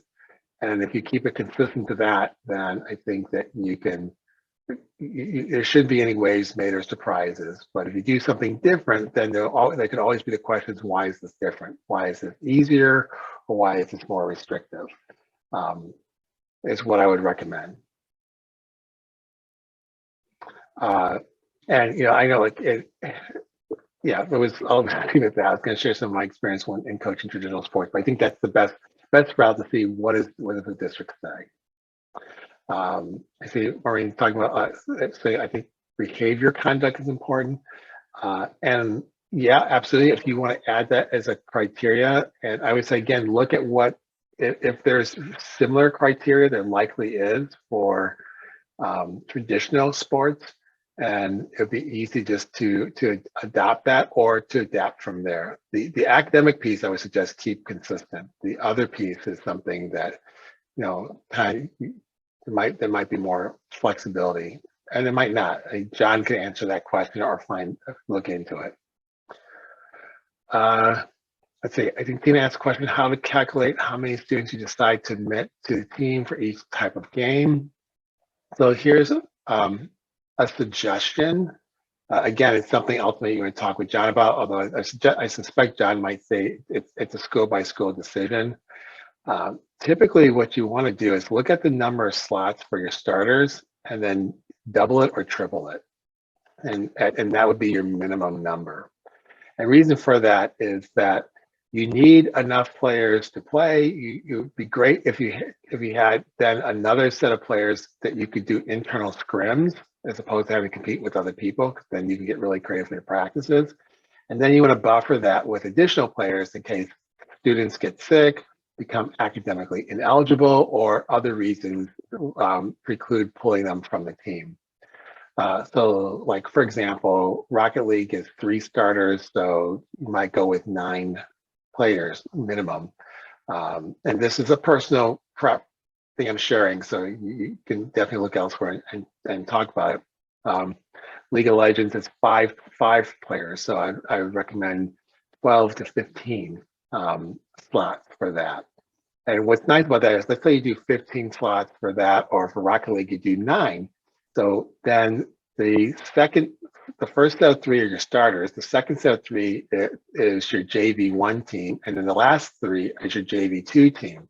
And then your JV teams can play against the JV teams of the other schools if they have that, or they could play in like for example, what was shared, NASIP has Rocket League for free. And so you could have them play in the free league, so they get lots of experience. They get to compete against other schools. It just doesn't count towards the school record, but they do get that experience. And that's a way to keep them involved. And then on top of that, you know, look to get adult and student staff to help you manage and run the team, you know, and do those component parts. It's not required to get extra help, but it's certainly nice to have that when you're working on that. Tina, does that answer it sufficiently, or is there any follow-up you want to ask about that? And effective ways for digital footprint is, one part is to have them share their social media screen names so that you can look them up, whether it's like, or have specific ones like Twitter, Instagram. I'm trying to think. There's Snapchat, and you know, just take a look and see what, you know, just do a skim. You don't do a deep dive, do a skim and see. But before you do that, just check what your district guidelines are. That if there are guidelines that allows you to do that or precludes you from doing that. It should be a big deal, but it could be. So you just want to make sure that you can do that. And then the second part, the part you really can do, is when you do the tryouts, is you have the kids scrim and you just listen to their talk, their communication. And then you have them reflect afterwards, like if they lose, ask them why they lose. If they won, you know, ask them why did they win, and then see what they say, because they could say, well, we lost because, and they start blaming someone else. You hear outward blaming and no acceptance of one's own like part and role, then that might be a factor. Like, are they coachable if they don't see, if the first thing they see is not what they could have improved, but what other people need to improve? You know, if they won, you know, how do they, what's their word choice? Do they say, well, you know, if the other team, you know, had thought to do this and this, it would have been closer? Or do they say, well, the other players were just weak, we just crushed them? It's like, okay, you know, that may or may not be a red flag. And so you just listen and listen to the comms, listen to their reflections, and then you make the best decision you can based upon that. Okay. Oh, as far as the leagues, those are in the list, in the need to know list, and they're labeled. John labeled which ones were free, which ones were fee based. So if you go back and you look at there, you'll see what that is. And preferable that support Rocket League. It's yeah, they're listed, so you can kind of go to their site and you can see which ones support what. Rocket League tends to be supported, has more options for free play. Smash Brothers, when offered, might be more of the fee based, but just look, you can look at the list and it will tell you, like, here's the need to know list. We have it right there. Yep. And if you go to their site, you can actually see what they offer for free and what they charge for.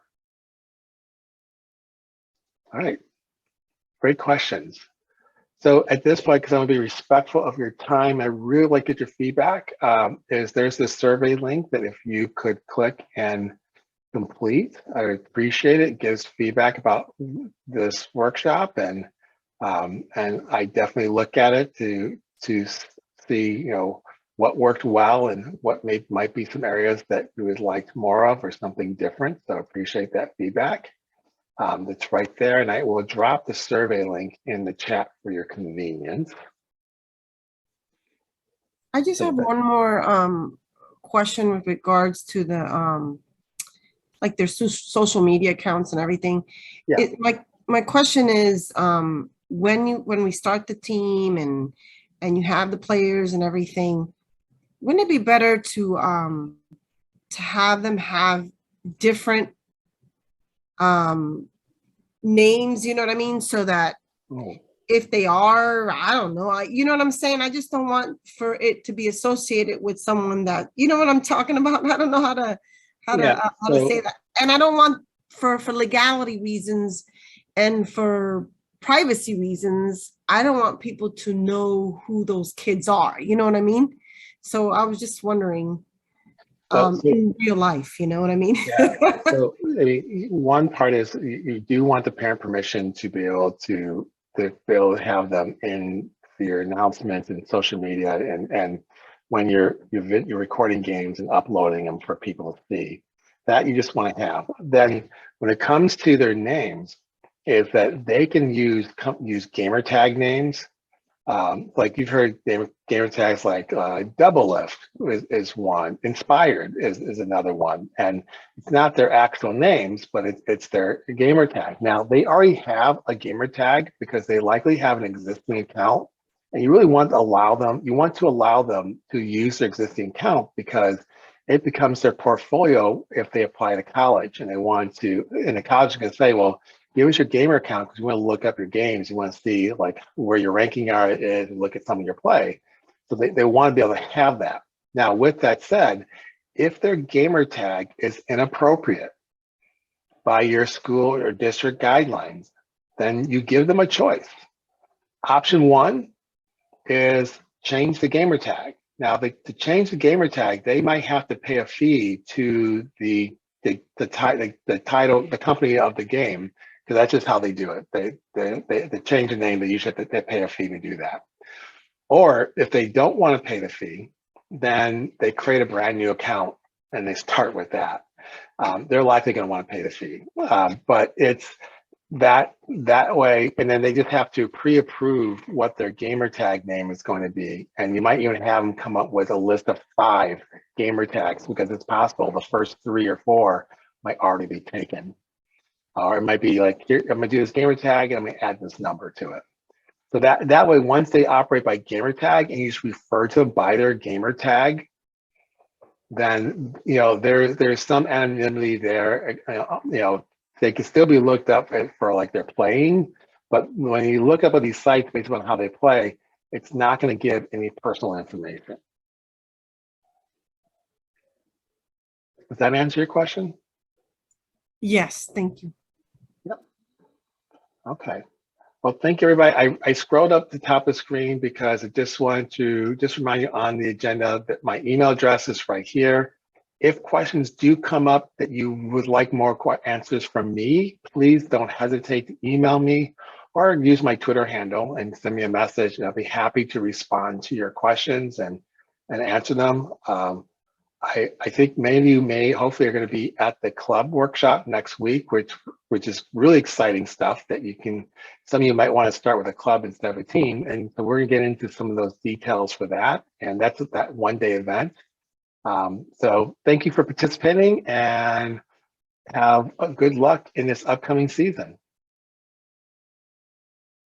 Thank you so much for your time and for helping us out and understanding all about esports and coaching. Absolutely. You guys all have a good rest of the day. You have a great one as well. I was actually wondering if I could run something by you because I used my little time there at the end to start formulating possibly what tryouts might be like. Yeah, sure. Just first and foremost, students must have passing grades in their classes or conduct. I know early in the year that may not be the easiest to see because they might not have grades yet. But You can send out, I mean, as long as school allows it, you could send out a form that they have to, they basically take it to their teachers and say, could you please share what you currently have as their grade as of now? And okay, whatever they have, and they got, you know, either they take the form around or they give the form to their, yeah, how are you going to handle it? Basically, they collect that information, they bring it back to you. awesome. Because I was looking at that, and then when it came into the more logistics, because the two games that I'm thinking about focusing on, just to try to focus my efforts a bit more than what I had last year, are Super Smash Brothers Ultimate, because that was by far the biggest game I had last year, and then Rocket League, due to ease of access to it. Possibly even Minecraft, but trying to focus on these two. And for Super Smash Brothers, the one thing I try to think about is how students could show their proficiencies in other ways than competing. And I wasn't quite sure about that because when it comes to Smash Brothers, it's the only thing outside of actually playing it is showing off maybe combos and skills. And I don't know if it would be a good idea just to have a part of the tryouts be like, okay, show me how consistently you can do this move, like a reverse back air or reverse your aerials or do this technique and this technique, rather than just what I have now is round robins where I group the students based on their self-described proficiency level. Like for applications, I would have them say, okay, how often do you play? At what level do you feel like you are at personally? Are you in Elite Smash Online if you play Smash, which is the only sort of ranking they have, online Smash Brothers has? Yeah, so I would say the two options that support your idea is practice mode and playing against bots. And so what they can do is then you could, if you have a list of moves you want to see them do, you can do that, provided that that's consistent with their champions that they prefer to play, because you know every champion has some different abilities that they work with. The other piece, if you're trying to get a sense of their game knowledge, you might say, okay, you know, list up to 3 of your favorite champions. You know, if they main one, that's normal, and that's okay if there's just one. And then have them include, you know, what are your up to 3 of your favorite moves, that your go-to moves. And I say up to 3 because it might be just one, and we don't want them to have to try to come up with 3 if they only have one. And then when you and then as they go through, you say, okay, I should do this. I want, if they go against a bot, because a bot, then you know it allows them to just reflect and say, I want you to think aloud and tell me what you're going to do and why you're going to do it. You know, or you you have them you tell them, I want you to play with your favorite champion, and well, like say record it, but that's if they know how to record, because they say if you have recording, you can have them just talk and explain it. But I would just say, like, let them play and then let them explain what they're doing and why they're doing it. And then, you know, if you say, okay, you have 2 combos you'd like to do, let's see you execute those combos. Yeah, I kind of like the idea of how I did want them to list out who they main, if they have any sides, but I think also to test their game knowledge, asking them, okay, what do you think are the character's biggest strengths, and see if it's to the level of I think back air is great because it's super safe and all this stuff, versus I like side B because it's funny and does cool and hits Yeah, really yeah. hard. So Yeah. I yeah, think that's just a good idea. Yeah, just use practice tool or bots. And we say bots instead of players because the bot is going to be really easy to compete against.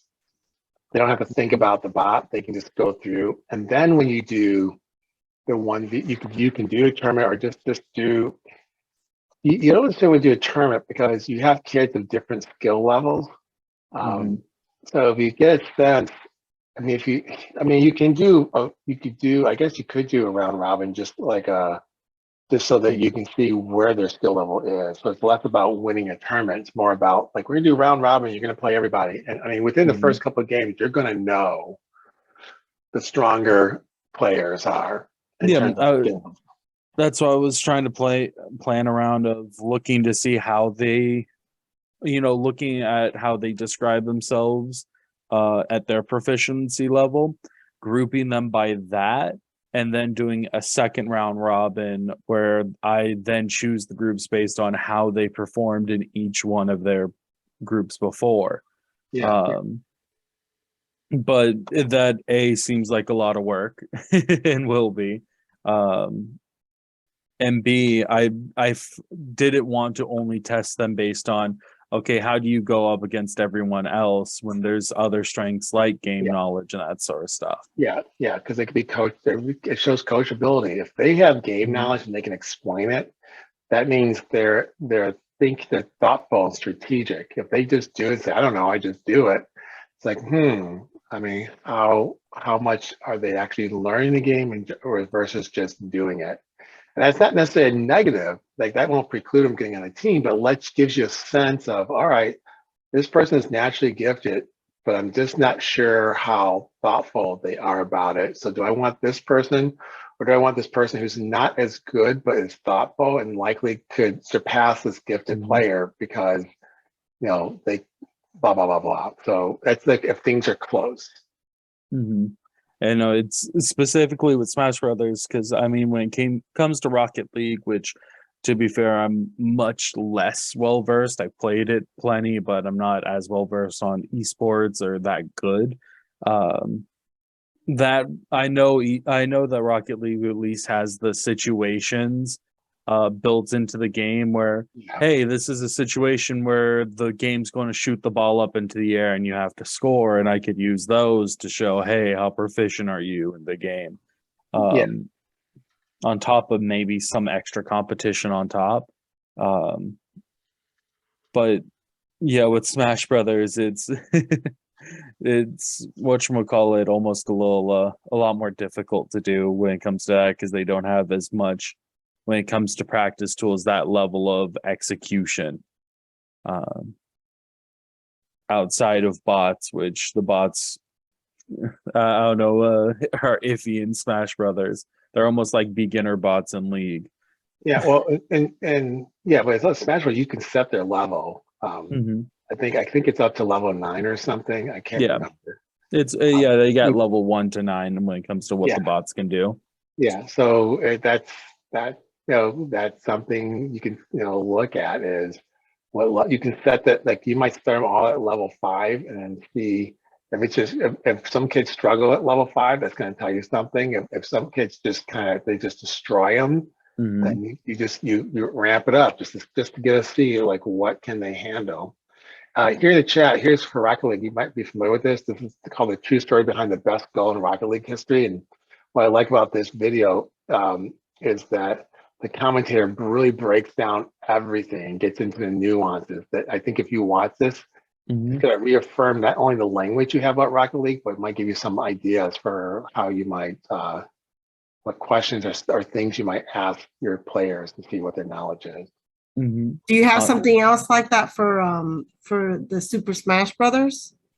Another video? I was just thinking about that. There's got to be videos out there where they go through and I don't know. comment? Yeah, I mean earlier when we linked Smash University and Izal Smash, I don't know how much Izal does gameplay breakdowns. I saw some on Smash University, and there's plenty of YouTubers out there that I know.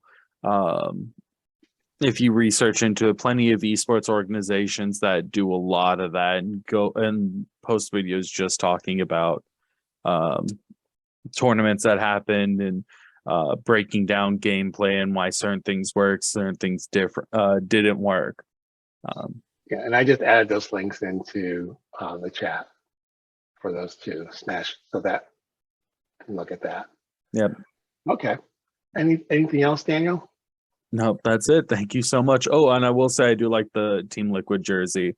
When it came, I am a little behind when it comes to LCS right now for League of Legends, but I've swapped over because I'm a B. Ergison fan. And he made me be diehard TSM, but as soon as he swapped, I'm like, all right, Team Liquid. I like the horse. Yeah. I think Double Lift got me into Team Liquid because I was following Double Lift, and then by the time he left, I really liked what the organization does, and so I kind of stayed with them. Yeah, so we'll see where they are right now. They're second, but it's more about how they finish than where they are now. Yeah, I know. I also like. I will say, Team Liquid also has one of my favorite Smash players, DeBuzz, in their organization, just because he's one of the few high level players that does my favorite thing and actively swaps characters based on matchup. Because there's so many people in Smash Brothers that only main one character and that's their one tried and true. But with how good the entire cast is, I love the players that are able to say, I don't like how this matchup's working. Let me try something else. Yeah, well, I'll say this before I have to go, but like I got to meet Hungry Box a couple of years ago in person, Nice. and he was really down to earth. It was really great, and I watched him interact with some fans, some kids, and he actually played Super Smash Brothers with some kids. Which you think about a star professional player willing to play with kids a game. It was pretty cool to watch and see. I know he's a Jigglypuff main. Yeah. Yeah. But Yeah. all right, well, all you guys have a great rest of the day. I have to get going. Again, if more questions come up, please don't hesitate to email me and I'll be happy to respond. Awesome. Thank you so much. Thank you guys. Thank you so much. Have a good one. You too. Bye-bye.